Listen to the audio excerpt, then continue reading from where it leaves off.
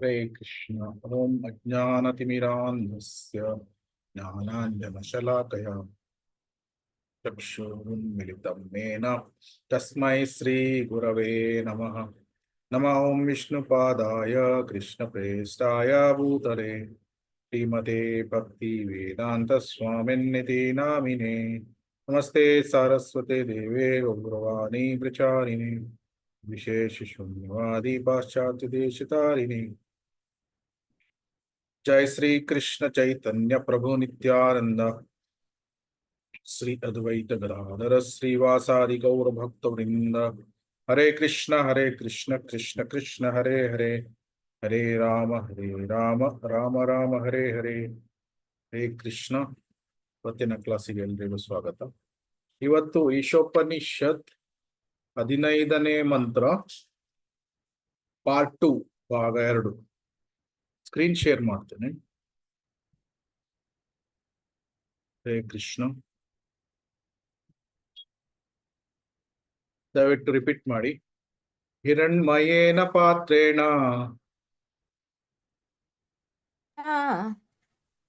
ಸತ್ಯಸ್ಯಾಪೀಹಿತಂ ಮುಖಂ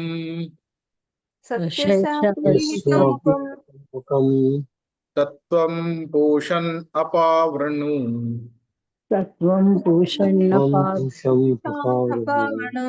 ಸತ್ಯಧರ್ಮಾಯ ದೃಷ್ಟಯೇ. ಅನುವಾದ. ಓ ಪ್ರಭುವೆ, ಸಕಲ ಜೀವಿಗಳ ಪೋಷಕನೇ, ನಿನ್ನ ನಿಜವಾದ ಮುಖವು ನಿನ್ನ ಉಜ್ವಲವಾದ ತೇಜಸ್ಸಿನಿಂದ ಮುಚ್ಚಿ ಹೋಗಿದೆ.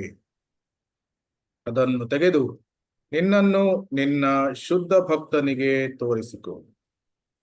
ಹರೇ ಕೃಷ್ಣ. ಹಿಂದಿನ ಕ್ಲಾಸಲ್ಲಿ ಆತ್ಮಗಳನ್ನೆಲ್ಲ ನಿಯಂತ್ರಿಸುವ ಪ್ರಧಾನ ಆತ್ಮವೆಂದರೆ ಪರಮಾತ್ಮ, ಅಲ್ಲಿ ತನಕ ಓದಿದ್ವಿ. ಮುಂದಿನ ಪ್ಯಾರ ಓದಿ ದಯವಿಟ್ಟು. ಎರಡು ಪ್ಯಾರ ಯಾರಾದ್ರು.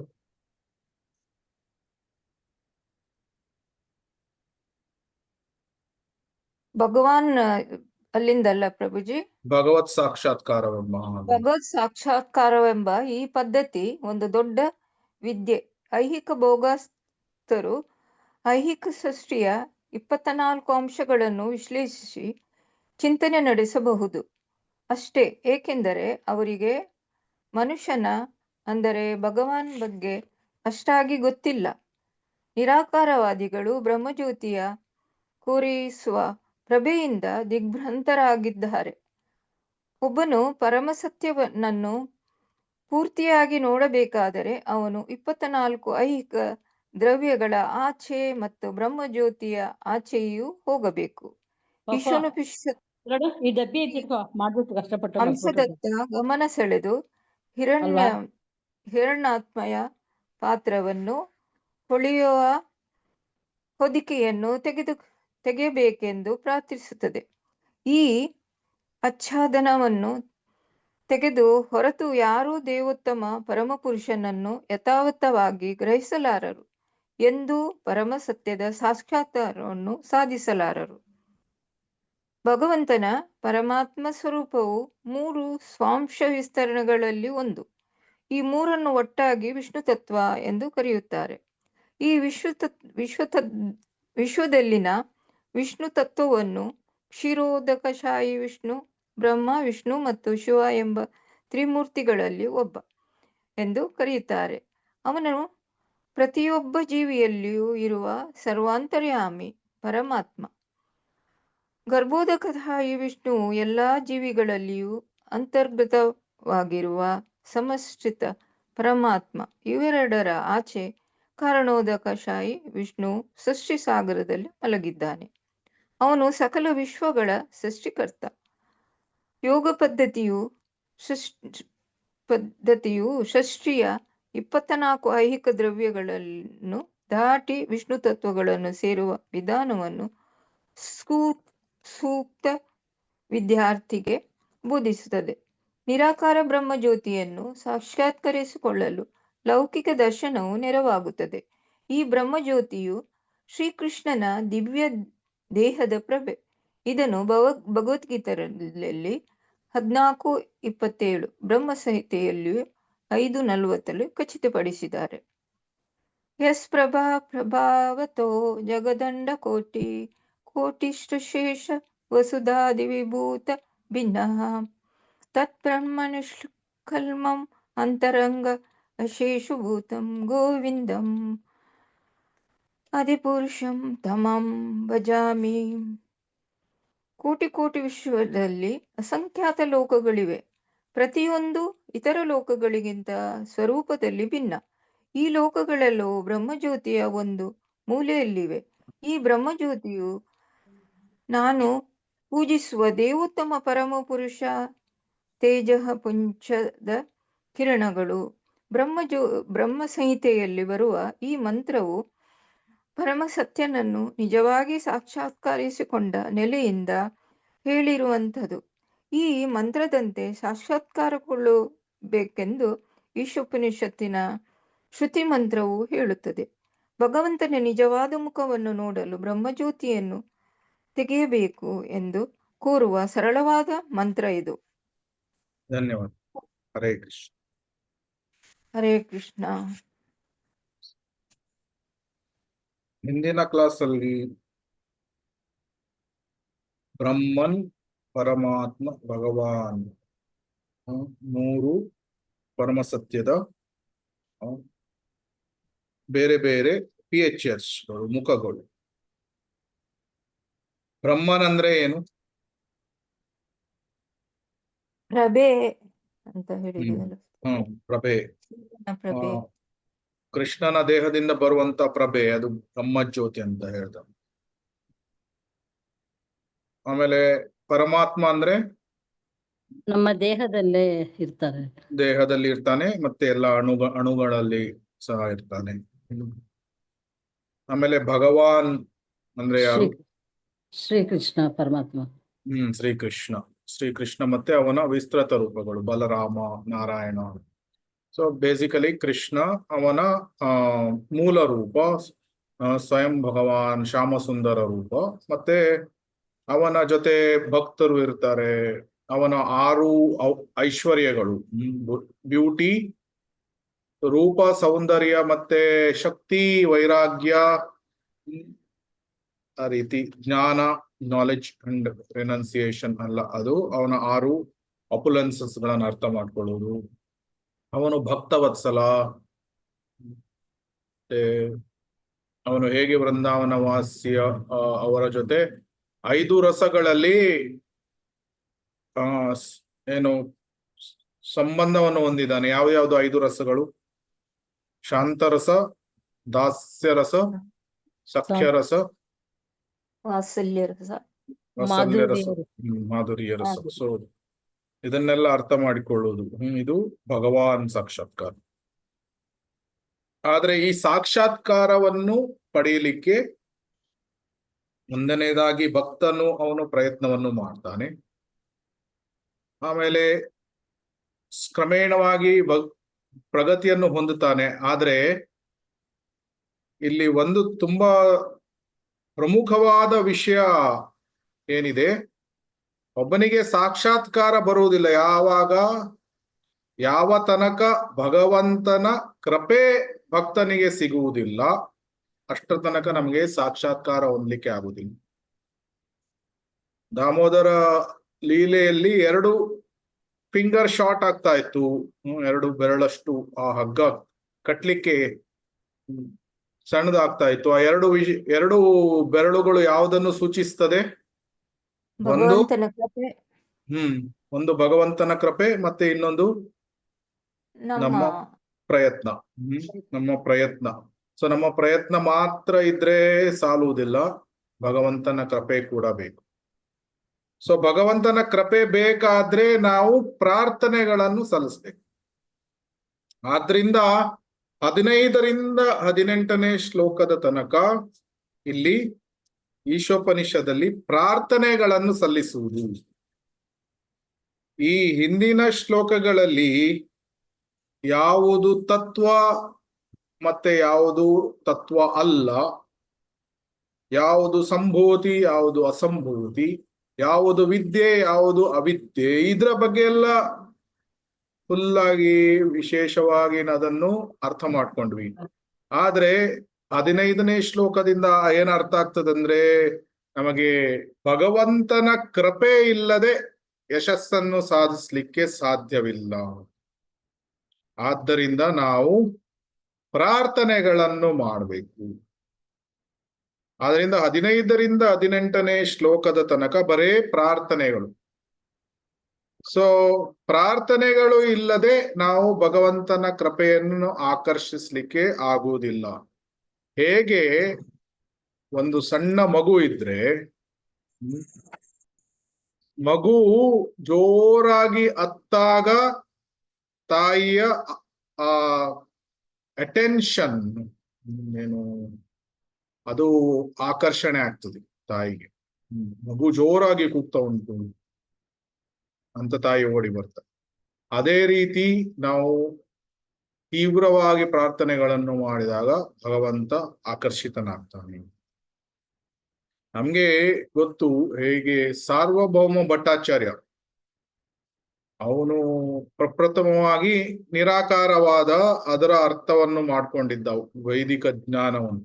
ಆದ್ರೆ ಚೈತನ್ಯ ಮಹಾಪ್ರಭುಗಳ ಕೃಪೆಯಿಂದ ಅವನಿಗೆ ಭಗವಾನ್ ಸಾಕ್ಷಾತ್ಕಾರ ಆಯ್ತು. ಇದು ಸಾರ್ವಭೌಮ ಭಟ್ಟಾಚಾರ್ಯರಿಗೆ ವಿಶೇಷ ಕೃಪೆ, ಚೈತನ್ಯ ಮಹಾಪ್ರಭುಗಳ ಕೃಪೆ ಸಿಕ್ಕಿತು. ಆದ್ದರಿಂದ ಭಗವಾನ್ ಸಾಕ್ಷಾತ್ಕಾರ ಪಡಿಲಿಕ್ಕೆ ಸಾಧ್ಯ ಆಯಿತು. ಕೃಷ್ಣ ಅವನು ಪೂರ್ಣ ಬ್ರಹ್ಮ ಅಂದ್ರೆ ಸಂಪೂರ್ಣವಾದ ಅವತಾರಿ. ಅವನು ಸಂಪೂರ್ಣ ಅವತಾರಗಳನ್ನು ಎಲ್ಲ ಅವತಾರಗಳು ಅವನ ದೇಹದಲ್ಲಿದೆ. ಆದ್ರೆ ಎಲ್ಲರಿಗೆ ಇದು ಅರ್ಥ ಆಗುವುದಿಲ್ಲ. ಬೇರೆ ಬೇರೆ ಆಧ್ಯಾತ್ಮಿಕವಾದಿಗಳು ಕೃಷ್ಣನನ್ನು ಬೇರೆ ಬೇರೆ ರೀತಿಯಲ್ಲಿ ಅರ್ಥ ಮಾಡ್ಕೊಳ್ತಾರೆ. ಬ್ರಹ್ಮನ್, ಪರಮಾತ್ಮ, ಭಗವಾನ್, ಇದ್ರ ಬಗ್ಗೆ ಸ್ವಲ್ಪ ಜಾಸ್ತಿ ನೋಡೋಣ ಈಗ. ಯಾಕಂದ್ರೆ ಇದು ಅರ್ಥ ಮಾಡ್ಕೊಳ್ಳೋದು ಸಹ ತುಂಬಾ ಇಂಪಾರ್ಟೆಂಟ್, ಪ್ರಮುಖವಾಗಿದೆ. ಬ್ರಹ್ಮನ್ ಇದು ಬ್ರಹ್ಮಜ್ಯೋತಿಯ ಸಾಕ್ಷಾತ್ಕಾರ. ಇದರಲ್ಲಿ 4 ರೀತಿಯ ಆಧ್ಯಾತ್ಮಿಕವಾದಿಗಳು ಇದ್ದಾರೆ. ಒಬ್ಬರು 2 ರೀತಿಯಲ್ಲಿ ಬ್ರಹ್ಮವಾದಿಗಳು, 2 ರೀತಿಯಲ್ಲಿ ಮಾಯಾವಾದಿಗಳು. ಇವರೆಲ್ಲ ನಿರಾಕಾರವಾದಿಗಳೇ.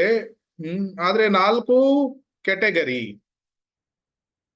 1ನೇ ಕೆಟಗರಿಯವರು ಏನು ಅಂದ್ರೆ, ಅವರು ಬ್ರಹ್ಮವಾದಿಗಳಾಗಿರ್ತಾರೆ. ಅವರು ನಿರಾಕಾರ ನಿರಾಕಾರ ಫೀಚರ್ ಮುಖಕ್ಕೆ ಆಕರ್ಷಿತರಾಗಿರ್ತಾರೆ. ಆದ್ರೆ ಅವರು ಪ್ರಪ್ರಥಮವಾಗಿ ಮೋಕ್ಷವನ್ನು ಪಡಿಲಿಕ್ಕೆ ಭಗವಂತನ ಸ್ವರೂಪವನ್ನು ಆರಾಧನೆ ಮಾಡಲಿಕ್ಕೆ ಆರಂಭ ಮಾಡ್ತಾರೆ. ಆದ್ರೆ ಆ ಸ್ವರೂಪವನ್ನು ಆರಾಧನೆ ಮಾಡಬೇಕಾದ್ರೆ ಭಗವಂತನ ಸಕಾರ ರೂಪಕ್ಕೆ ಆಕರ್ಷಿತರಾಗಿ ಬಿಡ್ತಾರೆ. ಇವರು 1ನೇ ಕ್ಯಾಟಗರಿಯವರು. ಇದಕ್ಕೆ ಉತ್ತಮ ಉದಾಹರಣೆ ಯಾರು? ಶುಕದೇವ ಗೋಸ್ವಾಮಿಗಳು, 4 ಚತುಷ್ಕುಮಾರರು, ಆಮೇಲೆ ಸಾರ್ವಭೌಮ ಭಟ್ಟಾಚಾರ್ಯ. ಇವರೆಲ್ಲ ಬ್ರಹ್ಮನ್ ರಿಯಲೈಸೇಷನ್ ಆಗಿ ಅದರ ಟುವರ್ಡ್ಸ್ ಹೋಗ್ತಾ ಇದ್ರು. ಆದ್ರೆ ಕ್ರಮೇಣವಾಗಿ ಭಗವಾನ್ ರೂಪಕ್ಕೆ ಆಕರ್ಷಿತರಾದ್ರು. ಇವರು 1ನೇ ಕ್ಯಾಟಗರಿ. 2ನೇ ಕ್ಯಾಟಗರಿಯವರು ಏನಂದ್ರೆ, ಅವರಿಗೆ ಗೊತ್ತು ಪರಮಸತ್ಯ ಶ್ರೀಕೃಷ್ಣ ಅವನಿಗೆ ನಿರಾಕಾರ ರೂಪ ಇದೆ, ಮತ್ತೆ ಅವನಿಗೆ ಸಾಕಾರ ರೂಪನೂ ಇದೆ ಅಂತ. ಆದ್ರೆ ಅವರು ಸ್ವಾಭಾವಿಕವಾಗಿ ನಿರಾಕಾರ ರೂಪಕ್ಕೆ ಆಕರ್ಷಿತರಾಗಿರ್ತಾರೆ. ಅವರಿಗೆ ಗೊತ್ತು ಸಾಕಾರ ರೂಪನೂ ಇದೆ ಅಂತ, ಆದ್ರೆ ಸ್ವಾಭಾವಿಕವಾಗಿ ನಿರಾಕಾರ ರೂಪಕ್ಕೆ ಆಕರ್ಷಿತರಾಗಿರ್ತಾರೆ. ಇವರನ್ನು ಬ್ರಹ್ಮವಾದಿಗಳು ಅಂತ ಹೇಳ್ತಾರೆ. ಬ್ರಹ್ಮವಾದಿಗಳು ಇವರು ಕ್ರಮೇಣವಾಗಿ ಬ್ರಹ್ಮಜ್ಯೋತಿಯಲ್ಲಿ ಹೋಗಿ ಸ್ಥಿತರಾಗ್ತಾರೆ. ಮತ್ತೆ ಅವರು ಜನರಲಿ ಭಗವಂತನ ಸಾಕಾರ ರೂಪವನ್ನು ಆರಾಧನೆ ಮಾಡ್ತಾರೆ, ಆದ್ರೆ ಅವರಿಗೆ ಮೋಕ್ಷ ಬೇಕು. ಇವರು ಬ್ರಹ್ಮವಾದಿಗಳು. ಇವರು ಭಗವಂತನ ರೂಪಕ್ಕೆ ಅಪರಾಧವನ್ನು ಮಾಡುವುದಿಲ್ಲ. 2ನೇ ಕ್ಯಾಟಗರಿ. 3ನೇ ಕ್ಯಾಟಗರಿ ಮತ್ತೆ 4ನೇ ಕ್ಯಾಟಗರಿ ಇವರನ್ನು ಮಾಯವಾದಿಗಳು ಅಂತ ಹೇಳ್ತಾರೆ. 3ನೇ ಕ್ಯಾಟಗರಿ ಅವರು ನಿರಾಕಾರವಾದಿಗಳು ಏನ್ ಮಾಡ್ತಾರೆ? ಕೃಷ್ಣನ ದೇಹ ನಮ್ಮ ದೇಹದ ಹಾಗೆ ತಾತ್ಕಾಲಿಕ ಅಂತ ಒಬ್ರು ಹೇಳ್ತಾರೆ. ಅಥವಾ ಇನ್ನೊಬ್ರು ಕ್ಯಾಟಗರಿಯವರು ಅವರು ಇದೇ ದೇ ಅಫೆಂಡ್, ಅಂದ್ರೆ ಕೃಷ್ಣನಿಗೆ ಅಪರಾಧವನ್ನು ಮಾಡ್ತಾರೆ. ಏನು ಅಂದ್ರೆ ಭಗವಂತನಿಗೆ ರೂಪವೇ ಇಲ್ಲ, ಇಂತಹವರು ನರಕಕ್ಕೆ ಹೋಗ್ತಾರೆ. ಇದು 3ನೇ ಕ್ಯಾಟಗರಿ. ಇವರು ಅಪರಾಧಿಗಳು, ಕೃಷ್ಣನ ಅಪರಾಧಿಗಳು, 3ನೇ ಕ್ಯಾಟಗರಿ. 4ನೇ ಕ್ಯಾಟಗರಿ ನಿರಾಕಾರವಾದಿಗಳು ಯಾವ ರೀತಿ ಅಂದ್ರೆ, ಅವರು ಆಲೋಚನೆ ಏನ್ ಮಾಡ್ತಾರೆ ಅಂದ್ರೆ, ನಾವು ಅವ್ರು ನಿರಾಕಾರ ರೂಪಕ್ಕೆ ಆಕರ್ಷಿತರಾಗಿದ್ದಾರೆ, ಆದ್ರೆ ಅವ್ರ ಆಲೋಚನೆ ಮಾಡ್ತಾರೆ ನಾವು ಮುಕ್ತರಾಗಿದ್ದೇವೆ ಅದು. ಆದ್ರೆ ಅವರು ಆ ರೀತಿ ಆಲೋಚನೆ ಮಾಡುವುದರಿಂದ ಜನ್ಮ ಮೃತ್ಯು ಚರವ್ಯಾಧಿ ಚಕ್ರದಲ್ಲಿ ಮುಂದುವರಿತಾರೆ, ಫಾಲ್ ಡೌನ್, ಪತನ ಹೊಂತಾರೆ. ಆರೋಗ್ಯ ಕೃಚ್ಯೇನ ಪರಂ ಪದಂ ತಡಃ ಪತಂತಿ ಅಧಃ ಅನಾದೃತ ಯಸ್ಮಾದ್ ಅಂಗ್ರಯ. ಸೊ ಇವರು ಪತನವನ್ನು ಹೊಂದುತ್ತಾರೆ. ಸೊ 4 ರೀತಿಯ ನಿರಾಕಾರವಾದಿಗಳು. ಆದ್ರೆ ಪ್ರಪ್ರಥಮವಾಗಿ ಫಸ್ಟ್ ಕ್ಯಾಟಗರಿಯವರು ಅವರು ಕ್ರಮೇಣವಾಗಿ ಭಕ್ತರಾಗ್ತಾರೆ. ಸೊ ಇವರು ಬ್ರಹ್ಮನ್ ಸಾಕ್ಷಾತ್ಕಾರವನ್ನು ಹೊಂದಲಿಕ್ಕೆ ಪ್ರಯತ್ನ ಮಾಡುತ್ತಿರುವ ಆಧ್ಯಾತ್ಮಿಕವಾದಿಗಳು. 2ನೇಯದು ಯಾವುದು? ಪರಮಾತ್ಮ ಸಾಕ್ಷಾತ್ಕಾರ. ಪರಮಾತ್ಮ ಸಾಕ್ಷಾತ್ಕಾರ ಹೊಂದುವುದರಲ್ಲಿ ಇವರಲ್ಲಿ ಸಹ 4 ಕ್ಯಾಟಗರಿ. ಇವರು ಏನು ಯೋಗಿಗಳು ಅಂತ ಹೇಳ್ತಾರೆ, ಇವರನ್ನು ಯೋಗಿಗಳು. ಇವು ಯೋಗಿಗಳಲ್ಲಿ ಪ್ರಪ್ರಥವಾದ ಕ್ಯಾಟಗರಿಯವರು, ಅವರು ಬರೇ ಸಿದ್ಧಿಗಳು ಬೇಕು, ಅಷ್ಟಸಿದ್ಧಿಗಳಲ್ಲಿ ಅದಕ್ಕೆ ಆಕರ್ಷಿತರಾಗಿರ್ತಾರೆ. ಆದ್ರೆ ಇದು ಮೋರ್ ಆರ್ ಲೆಸ್ ಏನು, ಇದು ಮೆಟೀರಿಯಲ್, ಭೌತಿಕವಾದ ವಿಷಯ. 2ನೇಯ ಯೋಗಿಗಳು ಅವರು ಏನ್ ಮಾಡ್ತಾರೆ, ಇಂಪರ್ಸನಲ್ ನಿರಾಕಾರವಾದ ಭಗವಂತನ ನಿರಾಕಾರ ರೂಪಕ್ಕೆ ಅವರು ಆಕರ್ಷಿತರಾಗಿದ್ದಾರೆ. ಆಮೇಲೆ ಹೃದಯದಲ್ಲಿ ಯೋಗವನ್ನು ಮಾಡ್ತಾರೆ, ಏನು ಮೆಡಿಟೇಷನ್, ಧ್ಯಾನವನ್ನು ಮಾಡ್ತಾರೆ. ಆದ್ರೆ ಅವರು ಭಗವಂತನ ಸ್ವರೂಪ ಹೃದಯದಲ್ಲಿ ಕಂಡ ತಕ್ಷಣ ಅವ್ರಿಗೆ ಏನ್ ಬೇಕು? ಬ್ರಹ್ಮಜ್ಯೋತಿಗೆ ಹೋಗ್ಬೇಕು, ಅಂದ್ರೆ ಮೋಕ್ಷ ಬೇಕು. ಸೊ ಇವರು ಸೆಕೆಂಡ್ ಕ್ಯಾಟಗರಿ. 3ನೇ ಕ್ಯಾಟಗರಿಯವರು, ಅವರು ಯೋಗಿಗಳು ಹೃದಯದಲ್ಲಿ ಪರಮಾತ್ಮನನ್ನು ನೋಡ್ತಾರೆ. ಅವರು ಪರಮಾತ್ಮನ 4 ಚತುರ್ಭುಜದ ರೂಪವನ್ನು ಅವರು ಅಡ್ಮೈರ್ ಮಾಡ್ತಾರೆ, ಅಂದ್ರೆ ಅವಕ್ಕೆ ಗೌರವವನ್ನು ಕೊಡ್ತಾರೆ. ಅದಕ್ಕೆ ಅವರು ಈ ಅಡೋರೇಷನ್ಸ್, ಅಂದ್ರೆ ಸ್ತುತಿಗಳನ್ನು ಸಲ್ಲಿಸ್ತಾರೆ. ಇಂತಹ ಯೋಗಿಗಳು ಎಲ್ಲಿ ಹೋಗ್ತಾರೆ? ವೈಕುಂಠಕ್ಕೆ ಹೋಗ್ತಾರೆ. ಆದ್ರೆ ಅವರು ಯಾವ ಸ್ಥಿತಿಯನ್ನು ಪಡಿತಾರೆ? ಶಾಂತ ರಸ, ಕೇವಲ ಶಾಂತ ರಸದಲ್ಲಿ ಇರ್ತಾರೆ. ಆಮೇಲೆ 4ನೇ ಇದು ಧ್ಯಾನಾವಸ್ಥಿತ ತದ್ಗತೇನ ಮನಸ ಪಶ್ಯಂತಿ ಯಂ ಯೋಗಿನೋ, ಹೃದಯದಲ್ಲಿ ಪರಮಾತ್ಮನನ್ನು ನೋಡ್ತಾರೆ. ಇಂತಹ ಯೋಗಿಗಳು ಅವರು ವೈಕುಂಠಕ್ಕೆ ಹೋಗಿ ಶಾಂತರಸವನ್ನು ಪಡಿತಾರೆ. ಆಮೇಲೆ 4ನೇ ಕ್ಯಾಟಗರಿಯವರು ಅಷ್ಟಾಂಗ ಯೋಗ ಪ್ಲಸ್ ಭಕ್ತಿ ಯೋಗ, ಅಂದ್ರೆ ಯೋಗದ ಜೊತೆ ಭಕ್ತಿಯನ್ನು ಅವರು ಮಾಡ್ತಾ ಇರ್ತಾರೆ. ಅದಕ್ಕೆ ಅಂತಹವರು ವೈಕುಂಠದಲ್ಲಿ ದಾಸ್ಯರಸ ಈ ರೀತಿಯ ಅವರು ಪಡಿಬಹುದು. ಇದಕ್ಕೆ ಉತ್ತಮ ಉದಾಹರಣೆ ಧ್ರುವ ಮಹಾರಾಜ್. ಇವರು ಕಾಯೇನ ವಾಚ ಮನಸೇಂದ್ರಿಯೇವ ಬುದ್ಧ್ಯಾತ್ಮನಾಮ ಪ್ರಕಟೇ ಸ್ವಭಾವ ಕರೋಮಿ ಯದ್ಯತ್ ಸಕಲಂ ಪರಸ್ಮೈ ನಾರಾಯಣಾಯೇತಿ ಸಮರ್ಪಯಾಮಿ. ನಾನು ನಾರಾಯಣನಿಗೆ ನನ್ನ ಎಲ್ಲ ಕಾಯ, ಮನಸ, ವಾಚ, ನನ್ನ ದೇಹ ಎಲ್ಲವನ್ನು ನಾನು ಸಮರ್ಪಿಸ್ತೇನೆ ಅವನ ಸೇವೆಯಲ್ಲಿ. ಸೊ ಈ ಯೋಗಿಗಳಲ್ಲಿ ಈ 4 ಕ್ಯಾಟಗರಿ. ಆಮೇಲೆ ನೆಕ್ಸ್ಟ್ ಭಗವಾನ್ ರಿಯಲೈಸೇಷನ್, 3ನೇದು ಭಗವಾನ್ ರಿಯಲೈಸೇಷನ್. ಇದು ಭಕ್ತರಿಗೆ ಮಾತ್ರ ಸಾಧ್ಯ. ಭಕ್ತರಲ್ಲಿ 3 ವಿಧ. ಯಾರು ಭಕ್ತರಲ್ಲಿ? ಯಾವುದು 3 ವಿಧ?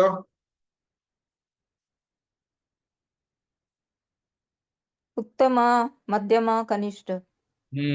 S, very good. ಮಧ್ಯಮ, ಕನಿಷ್ಠ ಅಧಿಕಾರಿ, ಮಧ್ಯಮ ಅಧಿಕಾರಿ, ಉತ್ತಮ ಅಧಿಕಾರಿ. ಸೊ ಇದರಲ್ಲಿ ನಾವು ಈ ಕ್ಯಾಟಗರಿಯನ್ನು ಎಷ್ಟೊಂದು ಸಲ ನೋಡಿದ್ದೇವೆ. ಸೊ ಪ್ರಾಥಮಿಕವಾಗಿ ಒಬ್ಬನು ಇಂದ್ರಿಯ ತೃಪ್ತಿಗಳಲ್ಲಿ ತೊಡಗಿರುತ್ತಾನೆ. ಬರೇ ನನಗೆ ಇಂದ್ರಿಯ ತೃಪ್ತಿ ಬೇಕು, ನಾನು ಇಂದ್ರಿಯಗಳನ್ನು ತೃಪ್ತಿಪಡಿಸ್ತೇನೆ, ಇಂದ್ರಿಯ ಭೋಗವನ್ನು ಮಾಡ್ತೇನೆ ಅಂತ. ನನಗೆ ಕಾರ್ ಬೇಕು, ಬಂಗ್ಲೋ ಬೇಕು. ಸೊ ಇದೆಲ್ಲ ಸೆನ್ಶುವಲ್ ಪ್ಲಾಟ್ಫಾರ್ಮ್ ಅಲ್ಲಿ ಇವರನ್ನು ಕರ್ಮಿಗಳು ಅಂತ ಹೇಳ್ತಾರೆ. ಆದ್ರೆ ಯಾವಾಗ ಒಬ್ನು ಇದು ಭೋಗ ಬರೇ ಇಂದ್ರಿಯ ತೃಪ್ತಿ ಪಡುವುದು ಜೀವನದ ಉದ್ದೇಶ ಅಲ್ಲ, ಸಮಥಿಂಗ್ ಹೈಯರ್, ಏನು ನನಗೆ ಡ್ರೀಮ್ ಗರ್ಲ್ ಬೇಕು, ಡ್ರೀಮ್ ಜಾಬ್ ಬೇಕು ಅಂತ ಅವನು ಸ್ವಲ್ಪ ಮಾನಸಿಕ ಸ್ತರದಲ್ಲಿ ಅವನು ಸ್ವಲ್ಪ ಆಲೋಚನೆ ಮಾಡ್ತಾನೆ. ಸಂಕಲ್ಪ ವಿಕಲ್ಪ, ಅಥವಾ ನಿಜವಾಗಿ ಭಗವಂತ ಹಾಗಿರ್ಬಹುದು ಹೀಗಿರ್ಬಹುದು ಅಂತ ಆಲೋಚನೆ ಮಾಡು, ಸ್ಪೆಕ್ಯುಲೇಷನ್ಸ್, ಊಹೆಗಳನ್ನು ಮಾಡುವುದು. ಇವನು ಜ್ಞಾನಿ, ಮೊದಲನೇವನು ಕರ್ಮಿ, ಎರಡನೇವನು ಜ್ಞಾನಿ, ಮಾನಸಿಕ ಸ್ತರದಲ್ಲಿ ಆಲೋಚನೆ ಮಾಡ್ತಾನೆ.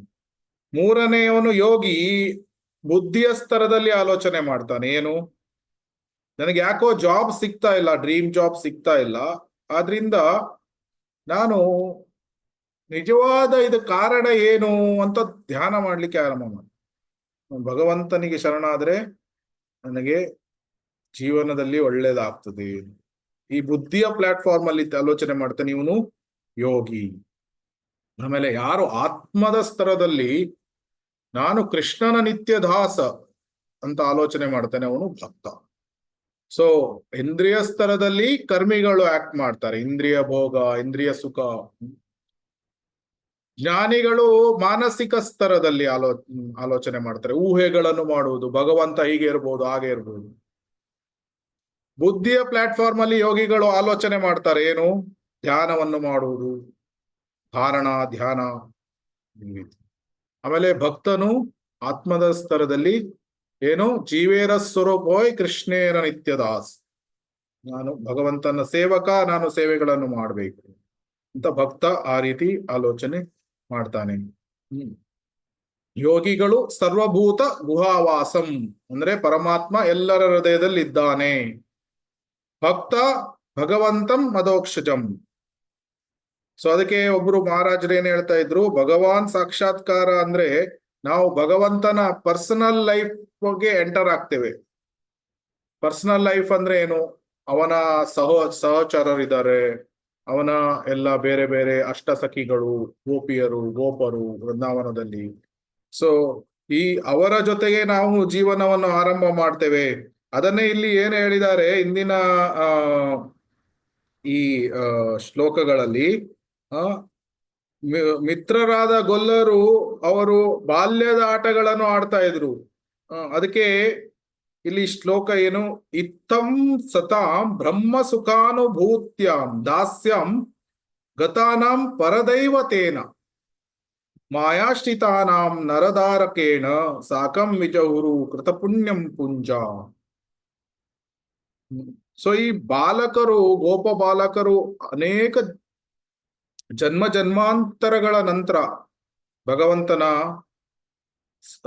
ಸಂಘ ಅವರಿಗೆ ಸಿಕ್ತು. ಅವರು ತುಂಬಾ ಅದೃಷ್ಟಶಾಲಿಗಳು. ಸೊ ಆದ್ರಿಂದ ಅಂತಹ ಭಕ್ತರು ತುಂಬಾ ವೆರಿ ಫಾರ್ಚುನೇಟ್. ಅಂದ್ರೆ ಎಲ್ರಿಗೂ ಇಂತಹ ಸ್ಥಾನ ಸಿಗುವುದಿಲ್ಲ, ಆದ್ರೆ ಅವರಿಗೆ ಗೋಪಬಾಲಕರಿಗೆ ಇಂತಹ ಸ್ಥಾನ ಸಿಕ್ಕಿದೆ. ಸೊ ಅದನ್ನೇ ನಾವು ಇಲ್ಲಿ ನೋಡ್ತಾ ಇದ್ದೇವೆ, ಏನು, ಭಗವಾನ್ ಸಾಕ್ಷಾತ್ಕಾರ. ಅದು ಮೂರು ವಿಷಯಗಳನ್ನು ಹೊಂದಿರ್ತದೆ. ಏನು ಅಂದ್ರೆ, ಒಂದನೇದಾಗಿ ಅದು ಕಂಪ್ಲೀಟ್ಲಿ ಪರ್ಸನಲ್ ಅಂದ್ರೆ ಭಕ್ತನಿ ಮತ್ತೆ ಭಗವಂತನ ನಡುವೆ ಒಂದು ವಿಶೇಷವಾದ ಒಂದು ಸಂಬಂಧ ಇದೆ ಪ್ರತಿ ಜೀವಾತ್ಮರ ಜೊತೆ. ಸೊ ಅದೇ ರೀತಿ ಅದು ಕಂಪ್ಲೀಟ್ಲಿ ವೈಯಕ್ತಿಕವಾದದ್ದು, ಒಂದನೇದು. ಎರಡನೇದು, ನಾವು ಹೇಗೆ ಭಗವಂತನಿಗೆ ಶರಣಾಗ್ತೇವೆ ಅದೇ ರೀತಿ ಭಗವಂತ ನಮಗೆ ರೆಸಿಪ್ರೊಕೇಶನ್ ಮಾಡ್ತಾನೆ. ಯೇ ಯಥಾ ಮಾಂ ಪ್ರಪದ್ಯಂತೆ ತಾಂಸ್ತತೈವ ಭಜಾಮ್ಯಹಂ. ಸೊ ಜೀವಾತ್ಮಗಳು ಹೇಗೆ ನನ್ನನ್ನು ಅಪ್ರೋಚ್ ಮಾಡ್ತಾರೆ, ನಾನು ಅವರಿಗೆ ಅದೇ ಪ್ರಕಾರವಾಗಿ ನೋಡ್ತೇನೆ ಅಂತ ಕೃಷ್ಣ ಹೇಳ್ತಾನೆ. ಇದು ಎರಡನೆಯದು. ಮತ್ತೆ ಮೂರನೆಯದು, ಭಗವಂತ ತುಂಬಾ ಆಕ್ಟಿವ್. ಆಕ್ಟಿವ್ ಅಂದ್ರೆ ಏನು? ಭಕ್ತರನ್ನು ತನ್ನ ಸ್ವಂತ ಮೇಲ್ವಿಚಾರಣೆಯಲ್ಲಿ ನೋಡ್ಕೊಳ್ತಾನೆ. ತುಂಬಾ ಆಕ್ಟಿವ್ ಅವನು ಭಕ್ತರನ್ನು ನೋಡ್ಲಿಕ್ಕೆ. ಅದಕ್ಕೆ ಏನು ಹೇಳ್ತಾರೆ? ಯೋಗಕ್ಷೇಮಂ ಮಹಾಮ್ಯಹಂ. ಏನು ಭಕ್ತರಲ್ಲಿ ನ್ಯೂನತೆಗಳು ಇದೆ ಅದನ್ನು ನಾನು ಸಪ್ಲೈ ಮಾಡ್ತೇನೆ. ಅವರಿಗೆ ಏನು ಅವರಲ್ಲಿ ಇದೆ, ಅವರ ಸಂಪತ್ತು ಆಸ್ತಿ ಎಲ್ಲ ಇದೆ, ಅದನ್ನು ನಾನು ರಕ್ಷಣೆ ಮಾಡ್ತೇನೆ. ಈ ರೀತಿ ಭಗವಂತ ಕೃಷ್ಣ ಇಸ್ ವೆರಿ ಆಕ್ಟಿವ್. ಒಂದನೆಯದಾಗಿ ಅವನು ವೈಯಕ್ತಿಕ ಅಥವಾ ಪರ್ಸನಲ್, ಎರಡನೇದು ರೆಸಿಪ್ರೋಕಲ್, ಮೂರನೇದು ಆಕ್ಟಿವ್. ಸೊ ಈ ರೀತಿ ಕೃಷ್ಣ ಅವನು ತನ್ನ ಭಕ್ತರಿಗೆ ಆಕರ್ಷಣೆ ಮಾಡ್ತಾನೆ. ಹೇಗೆ ಆಕರ್ಷಣೆ ಮಾಡ್ತಾನೆ? ಕೃಷ್ಣನ ಹತ್ತಿರ ಯಾರು ಬರ್ತಾರೆ ಅವರು ಸ್ವಾಭಾವಿಕವಾಗಿ ತನ್ನಿಂದ ತಾನೇ ಅವರಿಗೆ ಆಸೆ ಬರ್ತದೇನು? ನಾನು ಭಗವಂತನಿಗೆ ಸೇವೆಯನ್ನು ಮಾಡಬೇಕು, ನಾನು ಕೃಷ್ಣನಿಗೆ ಸೇವೆಯನ್ನು ಮಾಡಬೇಕು. ಹೇಗೆ ಒಬ್ಬ ಯುವಕ ಸುಂದರವಾದ ಯುವತಿಯನ್ನು ನೋಡಿದ ತಕ್ಷಣ ಅವಳ ಕಣ್ಣುಗಳನ್ನು ನೋಡಿದ ತಕ್ಷಣ ಅವನಿಗೆ ಅಟ್ರಾಕ್ಷನ್ ಬಂದ್ಬಿಡ್ತು. ಓ, ಈ ಯುವತಿಯನ್ನು ನಾನು ಹೇಗಾದ್ರೂ ಆಕರ್ಷಣೆ ಮಾಡಬೇಕು, ಅವಳ ಸೇವೆಯನ್ನು ನಾನು ಮಾಡಬೇಕು. ಆಮೇಲೆ ಸಣ್ಣ ಮಗುವಿನ ಆ ಕಣ್ಣುಗಳನ್ನು ನೋಡಿದಾಗ ತಂದೆ ತಾಯಿಗಳೇ ಆಕರ್ಷಿತರಾಗಿ ಬಿಡ್ತಾರೆ. ಆಮೇಲೆ ಆ ಮಗುವಿನ ಸೇವೆಗಳನ್ನು ಮಾಡ್ತಾರೆ. ಅದೇ ರೀತಿ ಭಗವಂತನ ಕಣ್ಣುಗಳು ಮತ್ತೆ ಭಗವಂತನನ್ನು ನೋಡಿದ ತಕ್ಷಣ ಭಕ್ತನಿಗೆ ಭಗವಂತನ ಸೇವೆಗಳನ್ನು ಮಾಡಬೇಕು ಅನ್ನುವ ಆಸೆ ಆಗ್ತದೆ. ಸೊ ಈ ವಿಷಯ, ಅದಕ್ಕೆ ಭಗವಂತ ಅವನು ಆಲ್ ಅಟ್ರಾಕ್ಟಿವ್, ಅತಿ ಆಕರ್ಷಕ ವ್ಯಕ್ತಿ. ಆಮೇಲೆ ಇನ್ನೊಂದು ವಿಷಯ ನಾವು ಇಲ್ಲಿ ಅರ್ಥ ಮಾಡ್ಕೊಳ್ಬೇಕು. ಏನು ಅಂದ್ರೆ, ಈ ಸಾಕ್ಷಾತ್ಕಾರಗಳು ನಮಗೆ ಬೇಕಾದ್ರೆ ಗುರುವಿನ ಕೃಪೆ ಕೂಡ ಬೇಕು. ಒಂದು ಭಗವಂತನ ಕೃಪೆ ಬೇಕು, ಮತ್ತೊಂದು ಶುದ್ಧ ಭಕ್ತ ಅಥವಾ ಗುರು ಪರಂಪರೆಯಲ್ಲಿ ಬಂದಂತಹ ಪ್ರಾಮಾಣಿಕ ಗುರುವಿನ ಕೃಪೆ ಕೂಡ ಬೇಕು. ಯದುರಾಣಿ ಮಾತಾಜಿ ಅಂತ ಶ್ರೀಲಾ ಪ್ರಭುಪಾದರ ಶಿಷ್ಯೆ ಒಬ್ಳು ಇತ್ತು. ಅವರಿಗೆ ಈ ಪರಮಾತ್ಮನ ಒಂದು ಪೇಂಟಿಂಗ್ ಮಾಡಬೇಕು ಅಂತ ಅವರು ತುಂಬಾ ಒಳ್ಳೆ ಪೇಂಟ್ ಮಾಡಿದ್ದಾರೆ. ನಮ್ಮ ಇಸ್ಕಾನ್ ಅಲ್ಲಿ ಎಷ್ಟೊಂದು ಪೇಂಟಿಂಗ್ಸ್ ಇದೆ, ಅವರೇ ಮಾಡಿದ್ದಾರೆ. ಸೊ ಪರಮಾತ್ಮನ ಪೇಂಟಿಂಗ್ ಮಾಡಬೇಕು ಅಂತ ಅವರು ಆಲೋಚನೆ ಮಾಡ್ತಾರೆ. ಆದ್ರೆ ಪರಮಾತ್ಮ ನಿಂತಿರ್ತಾನೋ ಅಥವಾ ಅನಂತ ಶೇಷನ ಮೇಲೆ ಮಲ್ಕೊಂಡಿರ್ತಾನೋ ಅವಳಿಗೆ ಗೊತ್ತಾಗುವುದಿಲ್ಲ. ಅದಕ್ಕೆ ಅವಳು ಪ್ರಭುಪಾದರ ಹಿರಿಯ ಭಕ್ತರ ಹತ್ರ ಕೇಳ್ತಾರೆ. ಸೊ ಇನ್ಫ್ಯಾಕ್ಟ್ ಈ ಪೇಂಟಿಂಗ್ ಇಲ್ಲಿ ಇದೆ, ಇದು ಆ ಯದುರಾಣಿ ಮಾತಾಜಿಯವರೇ ಮಾಡಿದ್ರು. ಸೊ ಇದು ಅವರಿಗೆ ಒಂದು ಪ್ರಶ್ನೆ ಏನು ಅಂದ್ರೆ, ಪರಮಾತ್ಮ ನಿಂತಿರ್ತಾನೋ ಪರಮಾತ್ಮ ಮಲ್ಕೊಂಡಿರ್ತಾನೋ ಅಂತ ಈ ಪ್ರಶ್ನೆಯನ್ನು ಹಿರಿಯ ಭಕ್ತರಿಗೆ ಕೇಳಿದ್ರು. ಆವಾಗ ಅವರೆಲ್ಲ ಹೇಳ್ತಾರೆ, ಇದು ತುಂಬಾ ಗೊಂದಲವಾದ ಪ್ರಶ್ನೆ, ಇದು ನಮ್ಗೆ ಉತ್ತರ ನೀಡ್ಲಿಕ್ಕೆ ಆಗುದಿಲ್ಲ, ನೀವು ಶೀಲಾ ಪ್ರಭುಪಾದರನ್ನೇ ಕೇಳಿಬಿಡು. ಅವಳು ಶೀಲಾ ಪ್ರಭುಪಾದರಿಗೆ ಕಾಯ್ತಾಳೆ. ಶೀಲಾ ಪ್ರಭುಪಾದರು ಬರ್ತಾರೆ. ಆವಾಗ ಶೀಲಾ ಪ್ರಭುಪಾದರೆ ಪರಮಾತ್ಮ ನಿಂತಿರ್ತಾನೋ ಅಥವಾ ಮಲ್ಕೊಂಡಿರ್ತಾನೋ ಅಂತ ಪ್ರಶ್ನೆಯನ್ನು ಕೇಳ್ತಾರೆ. ಆವಾಗ ಶೀಲಾ ಪ್ರಭುಪಾದರು ಏನು ಹೇಳ್ತಾರೆ, ನಿನಗೆ ನಿಜವಾಗಿ ತಿಳಿಯಬೇಕು ಇದರ ಉತ್ತರ ಅಂತ ಅವ್ರು ಕೇಳ್ತಾರೆ. ಹೌದು, ನನಗೆ ಈ ವಿಷಯ ಬೇಕು, ಪರಮಾತ್ಮ ನಿಂತಿರ್ತಾನೋ ಅಥವಾ ಮಲ್ಕೊಂಡಿರ್ತಾನೋ ಅಂತ ನನಗೆ ಗೊತ್ತಿಲ್ಲ. ಅವಾಗ ಶೀಲಾ ಪ್ರಭುಪಾದರು ಏನ್ ಹೇಳ್ತಾರೆ, ಇದು ನೀನು ತಿಳಿಯಬೇಕಾದ್ರೆ ನಿನಗೆ 10,000 ಜನ್ಮಗಳು ಬೇಕು ಅಂತ. ಆವಾಗ ಯದುರಾಣಿ ಮಾತಾಜಿ ಆಲೋಚನೆ ಮಾಡ್ತಾರೆ, ಏನು ಇದು, ಒಂದು ಪೇಂಟಿಂಗ್ ಮಾಡ್ಬೇಕಾದ್ರೆ ನಾನು 10,000 ಜನ್ಮ ಕಾಯ್ಬೇಕಾಗ್ತದ ಅಂತ. ಆವಾಗ ಶೀಲಾ ಪ್ರಭುಪಾದ ನೆಕ್ಸ್ಟ್ ಏನ್ ಹೇಳ್ತಾರೆ, ಆದ್ರೆ ನಿನಗೆ ನಾನು ಹೇಳ್ತೇನೆ, ಯಾವಾಗ ವೈಷ್ಣವ ಗುರುವಿಗೆ ನಾವು ಶರಣಾಗ್ತೇವೆ ಆವಾಗ ನಾವು 10,000 ಜನ್ಮಕ್ಕಿಂತಲೂ ಜಾಸ್ತಿ ಸಮಯವನ್ನು ಉಳಿಸ್ತೇವೆ. That is the power of surrendering to a guru, Vaishnava guru. ಅಂದ್ರೆ ಶಿಲಾ ಪ್ರಭುಪಾದರು ಏನ್ ಹೇಳಿದ್ದು ಅಂದ್ರೆ, ಬರೇ ಪರಮಾತ್ಮ ಸಾಕ್ಷಾತ್ಕಾರ ಪಡಿಬೇಕಾದ್ರೆ ಒಬ್ಬನಿಗೆ 10,000 ಜನ್ಮ ಬೇಕು. ಆದ್ರೆ ಒಬ್ಬ ಶುದ್ಧ ಭಕ್ತ ವೈಷ್ಣವ ಗುರುವಿಗೆ ಶರಣಾದ್ರೆ ಇದೇ ಜನ್ಮದಲ್ಲಿ ಆ ಸಾಕ್ಷಾತ್ಕಾರವನ್ನು ಪಡಿಬಹುದು ಅಂತ ಶಿಲಾ ಪ್ರಭುಪಾದ ಹೇಳಿದ್ದು. ಅಂದ್ರೆ ಇಂಡೈರೆಕ್ಟ್ ಆಗಿ ಆ ರೀತಿಯ ಅರ್ಥ. ಅದು ಪರಮಾತ್ಮ ಸಾಕ್ಷಾತ್ಕಾರಕ್ಕೆ 10,000 ವರ್ಷ, ಭಗವಾನ್ ಸಾಕ್ಷಾತ್ಕಾರಕ್ಕೆ ಪುನಾಂ ಜನ್ಮ ನಾಮಂತೆ ಜ್ಞಾನವಾನ್ ನಾಮ ಪ್ರಪತ್ತು. ಗೊತ್ತಿಲ್ಲ ಎಷ್ಟು ಜನ್ಮಗಳು ಬೇಕು. ಆದ್ರೆ ಅದೇ ನಾವು ವೈಷ್ಣವ ಗುರುವಿಗೆ ಶರಣಾಗಿ ಬಿಟ್ರೆ ಇದೇ ಜನ್ಮದಲ್ಲಿ ಸಂಪೂರ್ಣ ಸಾಕ್ಷಾತ್ಕಾರವನ್ನು ಪಡಿಬಹುದು, ಭಗವಾನ್ ಸಾಕ್ಷಾತ್ಕಾರವನ್ನು ಪಡಿಬಹುದು. ಅದ ಯಾಕಂದ್ರೆ ಕೃಷ್ಣನನ್ನು ನಮಗೆ ಶುದ್ಧ ಭಕ್ತರು ನೀಡಿ ಬಿಡ್ತಾರೆ. ಯಾಕಂದ್ರೆ they have Krishna with them. ಶುದ್ಧ ಭಕ್ತರು ಕೃಷ್ಣನನ್ನು ತಮ್ಮ ಹೃದಯದಲ್ಲಿ ಇಟ್ಕೊಂಡಿದ್ದಾರೆ. ಅವರು ನಮ್ಗೆ ಕೃಷ್ಣನನ್ನು ಕೊಡ್ಲಿಕ್ಕೆ ಸಾಧ್ಯವಿದೆ.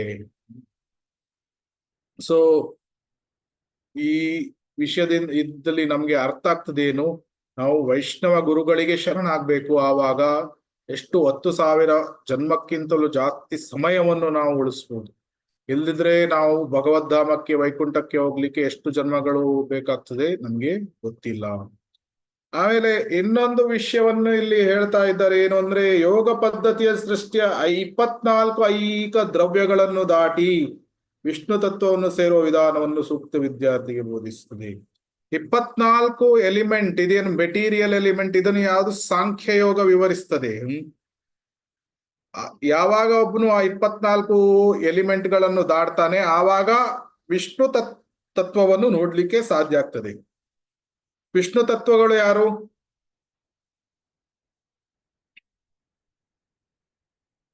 ವಿಷ್ಣು ತತ್ವಗಳು ಯಾರು? 3 ರೀತಿಯ ವಿಷ್ಣುಗಳು ಯಾರು?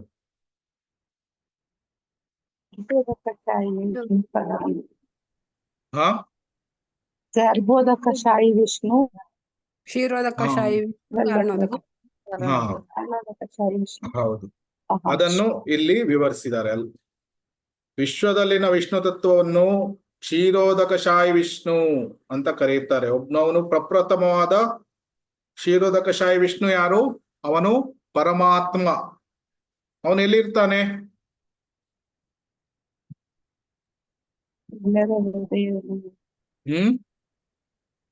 ಕ್ಷೀರಸಾಗರದ ಮೇಲೆ ಹಾ, ಕ್ಷೀರಸಾರ ಎಲ್ಲಿ? ಶ್ವೇತದ್ವೀಪ.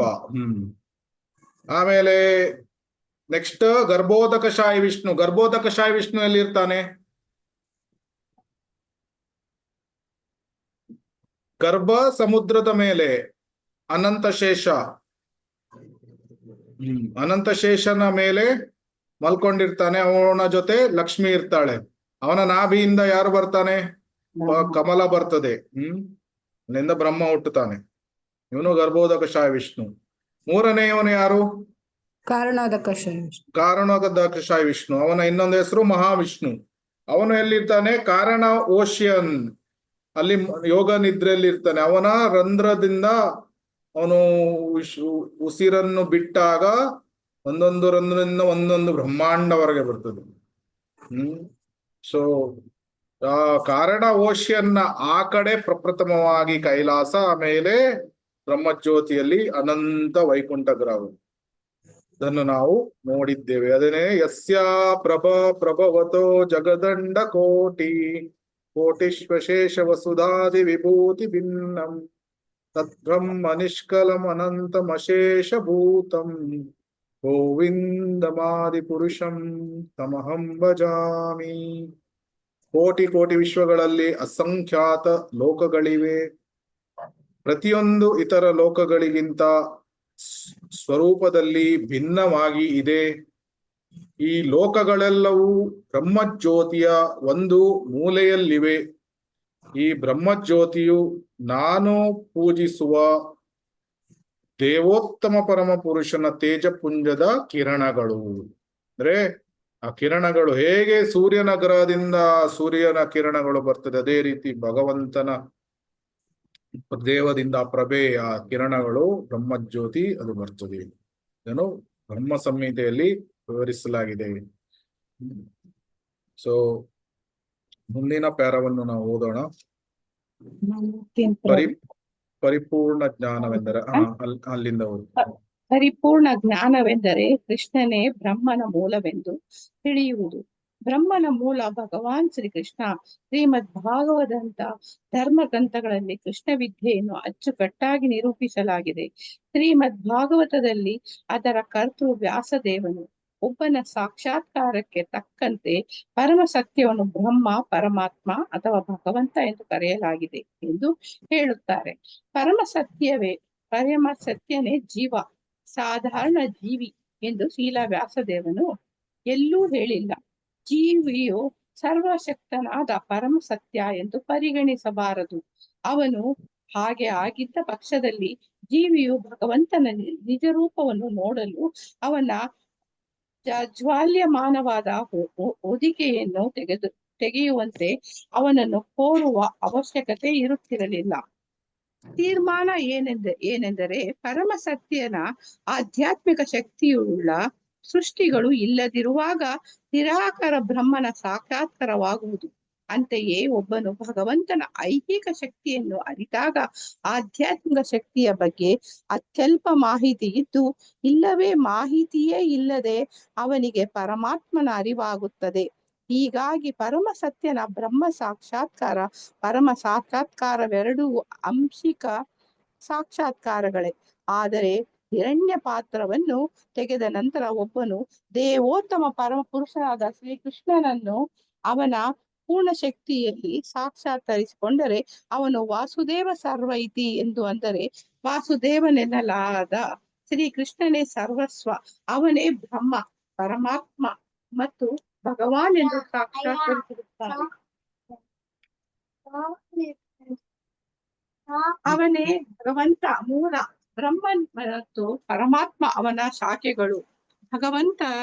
ಭಗವದ್ಗೀತೆಯಲ್ಲಿ ನಿರಾಕಾರ ಬ್ರಹ್ಮನ ಆರಾಧಕರು ಜ್ಞಾನಿಗಳು, ಪರಮಾತ್ಮನ ಆರಾಧಕರು ಯೋಗಿಗಳು ಮತ್ತು ಶ್ರೀಕೃಷ್ಣನ ಭಕ್ತರು ಎಂಬ 3 ಬಗೆಯ ಆಧ್ಯಾತ್ಮಿಕವಾದಿಗಳ ಬಗ್ಗೆ ತೌಲನಿಕ ವಿವರಣೆ ಇದೆ. ಎಲ್ಲಾ ಬಗೆಯ ಆಧ್ಯಾತ್ಮಿಕವಾದಿ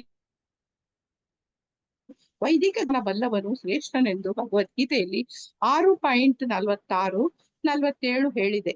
ಆದರೂ ಯೋಗಿಗಳು ಜ್ಞಾನಿಗಳಿಗಿಂತ ದೊಡ್ಡವರು ಮತ್ತು ಕರ್ಮಿಗಳಿಗಿಂತ ತುಂಬಾ ದೊಡ್ಡವರು. ಯೋಗಿಗಳೆಲ್ಲ ಯಾರು ತನ್ನ ಶಕ್ತಿಯನ್ನೆಲ್ಲ ಬಳಸಿ ಸದಾ ಭಗವಂತನ ಸೇವೆ ಮಾಡುವರೋ ಅವರು ಪರಮಶ್ರೇಷ್ಠನು. ಒಟ್ಟಿನಲ್ಲಿ ತತ್ವಜ್ಞಾನರು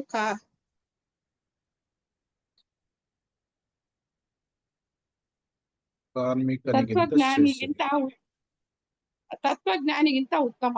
ಯೋಗಿಗಳೆಲ್ಲ ಸದಾ ಭಗವತ್ ಸೇವೆಯಲ್ಲಿ ನಿರತರಾಗಿ ಭಕ್ತಿ ಯೋಗದಲ್ಲಿರುವವರು ಪರಮಶ್ರೇಷ್ಠ. ಈ ಪರಿಪೂರ್ಣತೆಯನ್ನು ಸಾಧಿಸಬೇಕೆಂದು ಈಶೋಪನಿಷತ್ ಹೇಳುತ್ತದೆ.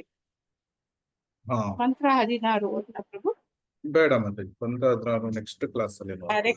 ಧನ್ಯವಾದಗಳು.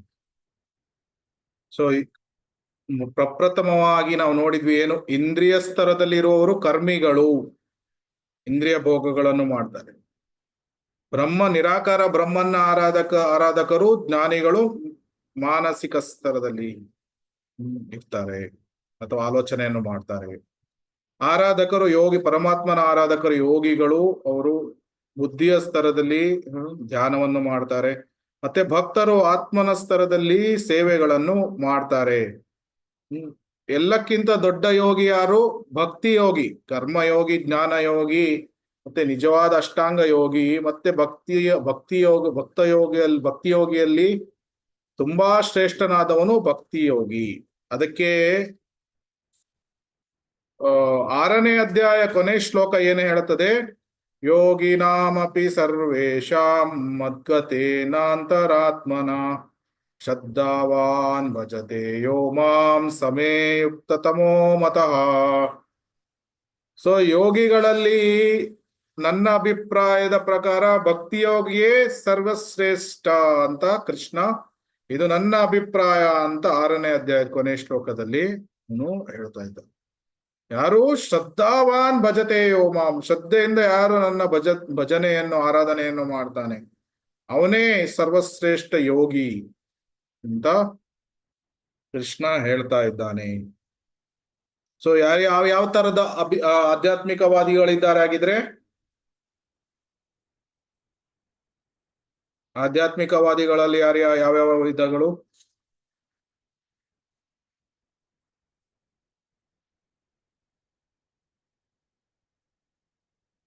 ಆಧ್ಯಾತ್ಮಿಕವಾದಿಗಳಲ್ಲಿ ಯಾವ ವಿಧ? ಬ್ರಹ್ಮವಾದಿಗಳು, ಬ್ರಹ್ಮವಾದಿಗಳು, ಮಾಯಾವಾದಿಗಳು, ನಿರಾಕಾರವಾದಿಗಳು. ನಿರಾಕಾರವಾದಿಗಳು. ಅವರು ಅದ್ರಲ್ಲಿ 4 ಟೈಪ್ ನೋಡಿದ್ವಿ ನಾವು. ಮತ್ತೆ ಯೋಗಿಗಳಲ್ಲಿ 4 ಟೈಪ್, ಭಕ್ತರಲ್ಲಿ 3 ವಿಧ. ಯಾರು? ಕನಿಷ್ಠ, ಮಧ್ಯಮ, ಉತ್ತಮ. ಸೊ ಇದನ್ನು ನಾವು ನೋಡಿದ್ವಿ. ಆಮೇಲೆ ಇನ್ನೊಂದು ವಿಷಯ ಇಲ್ಲಿ ಏನು ಹೇಳ್ತಾ ಇದ್ದಾರೆ, ಶ್ರೀಕೃಷ್ಣನನ್ನು ಸಾಕ್ಷಾತ್ಕಾರ ಮಾಡುವುದು ತುಂಬಾ ದುರ್ಲಭ. ವಾಸುದೇವ ಸರ್ವಮಿತಿ ಸಮಹಾತ್ಮ ಸುದುರ್ಲಭ. ದುರ್ಲಭ ಅಷ್ಟೇ ಅಲ್ಲ, ಏನ್ ಹೇಳ್ತಾರೆ, ಸುದುರ್ಲಭ, ತುಂಬಾ ವಿರಳ. ಅದರಿಂದ ಯಾರು ಭಕ್ತನಾಗಿರ್ತಾನೆ ಅವನ ಸ್ಥಾನ ತುಂಬಾ ದೊಡ್ಡದು. ಇಲ್ಲಿ ಇನ್ನೊಂದು ವಿಷಯ ನಾವು ಅರ್ಥ ಮಾಡ್ಕೊಳ್ಬೇಕು, ಏನು ಅಂದ್ರೆ ಜೀವಿಯ ಸ್ಥಾನ ಮತ್ತೆ ಪರಮಾತ್ಮನ ಅಥವಾ ಭಗವಂತನ ಸ್ಥಾನ. ಜೀವಾತ್ಮಗಳು ಅಣು, ಸಣ್ಣ ಚಿತ್ ಕಣಗಳು. ಆದ್ರೆ ಭಗವಂತ ಅವನು ವಿಭು, ಅಂದ್ರೆ ಅತಿ ದೊಡ್ಡ, ಅವನು ಪರಬ್ರಹ್ಮನ್. ಇದಕ್ಕೆ ತುಂಬಾ ಉತ್ತಮ ಉದಾಹರಣೆ ಅಂದ್ರೆ ಇದು ಒಂದು ಸಮುದ್ರ ಮತ್ತೆ ಸಮುದ್ರದ ಒಂದು ತೊಟ್ಟು ನೀರು. ಸಮುದ್ರದ ಒಂದು ನೀರಿನ ಕಣವನ್ನು ತೆಗೆದು ಬಿಟ್ರೆ ಆ ನೀರಿನ ಹನಿಯಲ್ಲಿ ಹಡಗು ಹೋಗ್ಲಿಕ್ಕೆ ಆಗುವುದಿಲ್ಲ. ಆ ನೀರಿನ ಹನಿಯಲ್ಲಿ ತಿಮಿಂಗಿಲ ಮುಳುಗ್ಲಿಕ್ಕೆ ಆಗುವುದಿಲ್ಲ. ಆ ನೀರಿನ ಹನಿಯಲ್ಲಿ ವೇವ್ಸ್, ಅಲೆಗಳು ಬರ್ಲಿಕ್ಕೆ ಸಾಧ್ಯ ಇಲ್ಲ. ಆ ನೀರಿನ ಹನಿಯಲ್ಲಿ ಟನ್ ಕೆಜಿ ಗಟ್ಲೆ ಸಾಲ್ಟ್ ಅಂದ್ರೆ ಉಪ್ಪನ್ನು ತೆಗಿಲಿಕ್ಕೆ ಸಾಧ್ಯ ಇಲ್ಲ, ಯಾಕಂದ್ರೆ ಅದು ತುಂಬಾ ಸಣ್ಣ ಹನಿ. ಅದೇ ರೀತಿ ಜೀವಾತ್ಮರೆಲ್ಲ ಅದೇ ರೀತಿ ಅಣುವಿನ ಹಾಗೆ ತುಂಬಾ ಸಣ್ಣ. ನಾವೆಲ್ಲ ಇನ್ಸಿಗ್ನಿಫಿಕೆಂಟ್. ನಮಗೆ ಎಷ್ಟು ಶಕ್ತಿ ಇರಬಹುದು, ಎಷ್ಟು ನಾವು ಏನನ್ನು ಮಾಡ್ಲಿಕ್ಕೆ ಆಗುತ್ತೆ. ಈ ಬ್ರಹ್ಮಾಂಡ ಎಷ್ಟು ದೊಡ್ಡದಿದೆ. ಆದರೆ ಅದೇ ಒಂದು ಸಮುದ್ರದಲ್ಲಿ ಎಷ್ಟೊಂದು ತಿಮಿಂಗಿಲಗಳು ಇರ್ತದೆ, ಎಷ್ಟೊಂದು ಹಡಗು ಹೋಗ್ಲಿಕ್ಕೆ ಸಾಧ್ಯ ಆಗ್ತದೆ, ಮಿಲಿಯಗಟ್ಟಲೆ ಅಲೆಗಳು ಇರ್ತದೆ, ಆಮೇಲೆ ಎಷ್ಟೊಂದು ಕೆಜಿ ಗಟ್ಟಲೆ ಉಪ್ಪನ್ನು ತೆಗಿಲಿಕ್ಕೆ ಸಾಧ್ಯ ಇದೆ. ಸೊ ಭಗವಂತ ಸಮುದ್ರ ಇದ್ದ. ಸೊ ಇದು ಸಮುದ್ರ ಮತ್ತೆ ಸಮುದ್ರದ ಒಂದು ಹನಿಗೆ ಇರುವಂತಹ ವ್ಯತ್ಯಾಸ. ಗಾತ್ರದಲ್ಲಿ ತುಂಬಾ ವ್ಯತ್ಯಾಸ ಇದೆ. ಆದ್ರೆ ಗುಣ ಕ್ವಾಲಿಟೇಟಿವ್ಲಿ ಎರಡೂ ಸಮಾನವಾಗಿದೆ. ಯಾಕೆಂದ್ರೆ ಸಮುದ್ರದ ಒಂದು ಬಿಂದು ಆ ನೀರಿನ ಹನಿಯನ್ನು ತೆಗೆದುಕೊಂಡು ಲ್ಯಾಬೊರೇಟರಿಯಲ್ಲಿ ಚೆಕ್ ಮಾಡಿದಾಗ ಆ ಒಂದು ಇದರಲ್ಲಿ ಎಷ್ಟು ಪರ್ಸೆಂಟೇಜ್ ಉಪ್ಪು ಇದೆ, ಎಷ್ಟು ಪರ್ಸೆಂಟೇಜ್ ಬೇರೆ ಲವಣಗಳು ಇದೆ, ಇದನ್ನೆಲ್ಲ ನೋಡಿದಾಗ ಆ ಸಮುದ್ರದ ಸಂಪೂರ್ಣ ಲಕ್ಷಣಗಳು ಈ ಒಂದು ಹನಿ ನೀರಿನಲ್ಲಿ ನಮ್ಗೆ ಗೊತ್ತಾಗ್ತದೆ. ಆದ್ರಿಂದ ಗುಣಾತ್ಮಕವಾಗಿ ಎರಡೂ ಸಮಾನವಾಗಿದೆ. ಆದ್ರಿಂದ ಜೀವಾತ್ಮನ ಸ್ವರೂಪ ಗುಣಾತ್ಮಕವಾಗಿ ಭಗವಂತನ ಸ್ವರೂಪದ ಹಾಗೆ, ಏನು ಸತ್ ಚಿತ್ ಆನಂದ. ಆದ್ರೆ ಗಾತ್ರದಲ್ಲಿ ತುಂಬಾ ವ್ಯತ್ಯಾಸ ಇದೆ. ಗಾತ್ರದಲ್ಲಿ ಕೃಷ್ಣ ಅವನು ದೇವೋತ್ತಮ ಪರಮ ಪುರುಷ, ನಾವೆಲ್ಲ ಅವನ ದಾಸರು.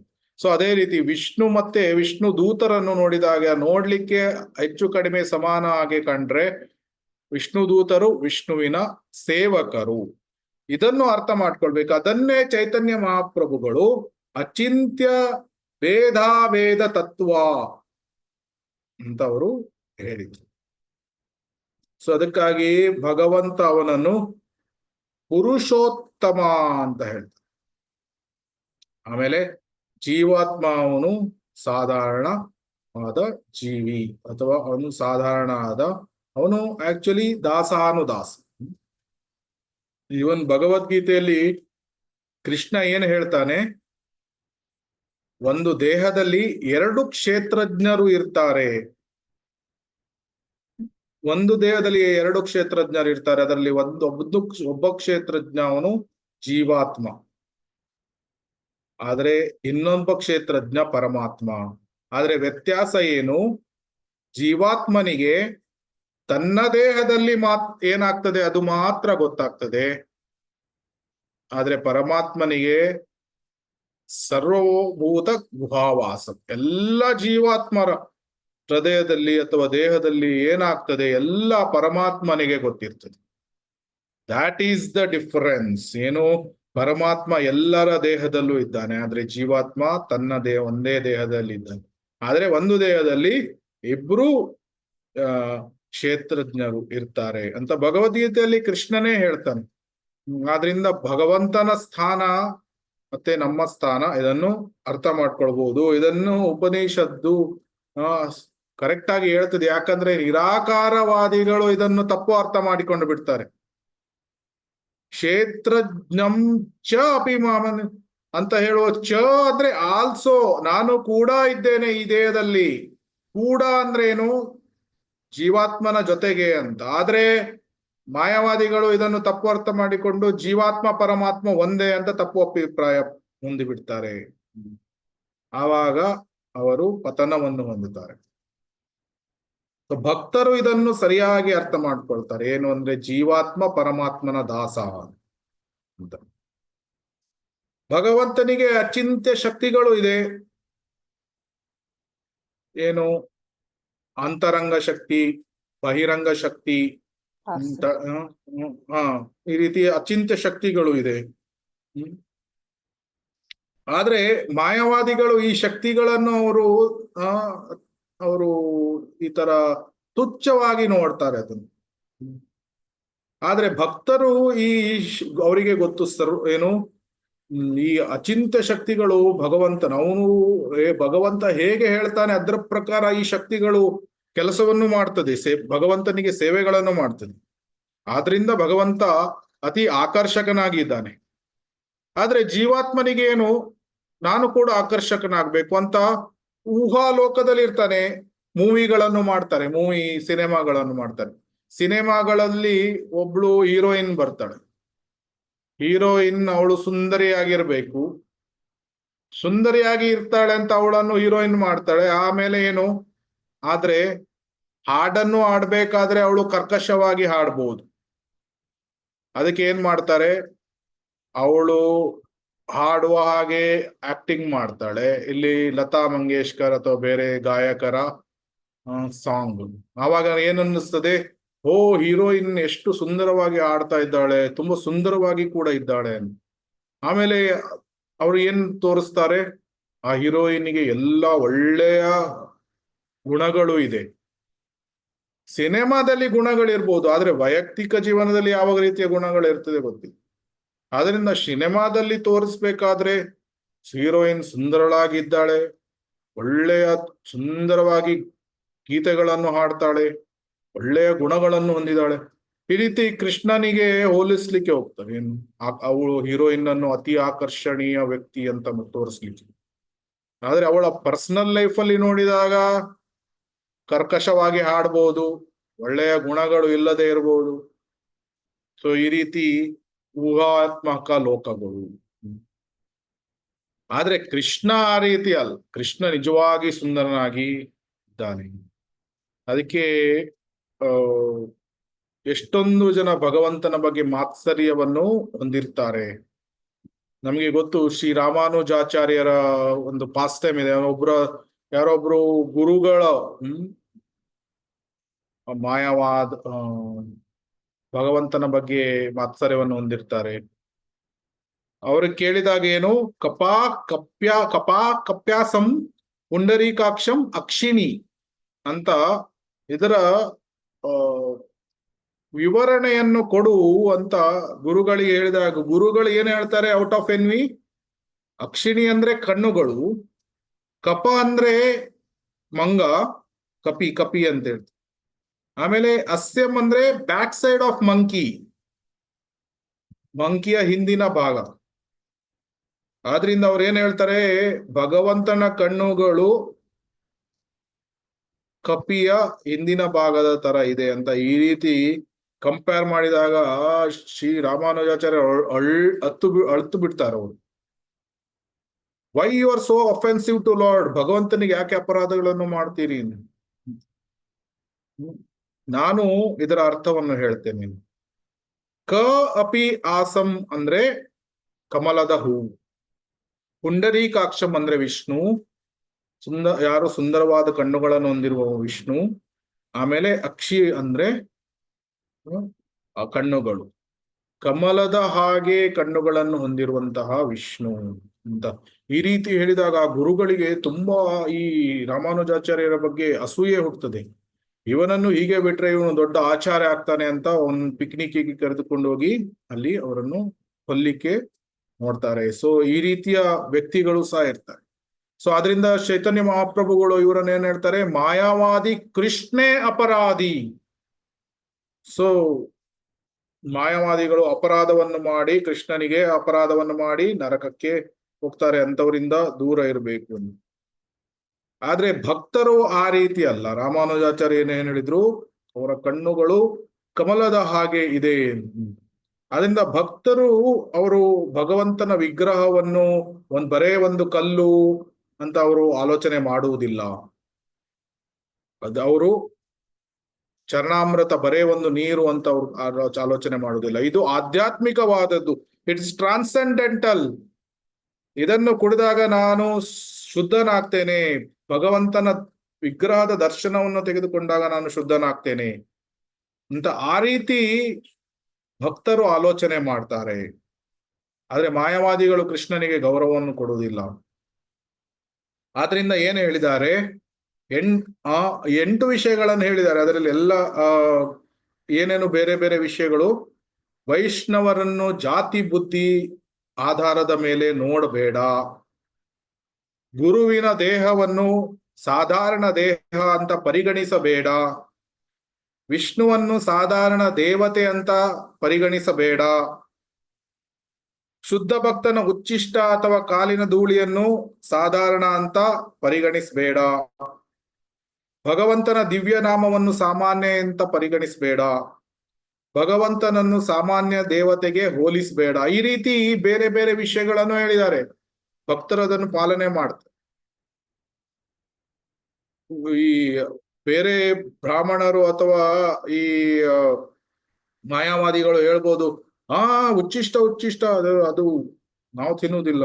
ಆದ್ರೆ ದಾಸಿಪುತ್ರ ನಾರದ ಆಗ್ಬೇಕಾದ್ರೆ ಹಿಂದಿನ ಜನ್ಮದಲ್ಲಿ ಅವನು ಏನು ಮಾಡಿದ, ಪರಮಹಂಸರ ಉಚ್ಚಿಷ್ಟವನ್ನು ಸ್ವೀಕಾರ ಮಾಡಿ ಅವನು ಶುದ್ಧನಾದ. ಸೊ ಅದರಿಂದ ಈ ವಿಷಯಗಳನ್ನು ಭಕ್ತರು ಸರಿಯಾಗಿ ಪಾಲಿಸ್ತಾರೆ. ಆದ್ರಿಂದ ಎಷ್ಟೊಂದು ವಿಷಯಗಳು ಇದೆ, ಇದನ್ನು ಪಾಲನೆ ಮಾಡಿ ಭಕ್ತರು ಭಗವದ್ಧಾಮದ ಕಡೆಗೆ ಹೋಗ್ತಾರೆ.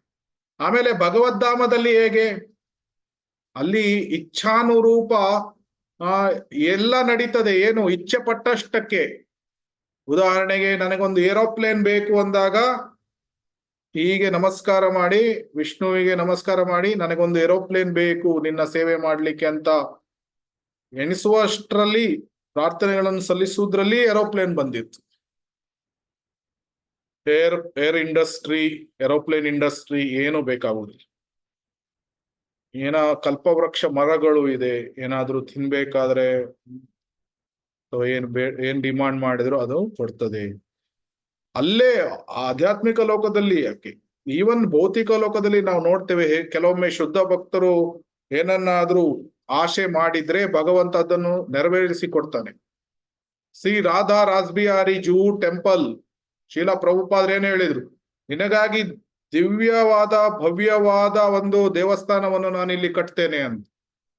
ಅದಕ್ಕೆ ಎಷ್ಟು ದೊಡ್ಡ ದೊಡ್ಡ ಇಂಡಸ್ಟ್ರಿಯಲಿಸ್ಟ್ ಎಲ್ಲ ಪೊಲಿಟಿಕಲ್ ಲೀಡರ್ಸ್ ಎಲ್ಲ ಅದರ ಎಗೇನ್ಸ್ಟ್ ಇದ್ರು.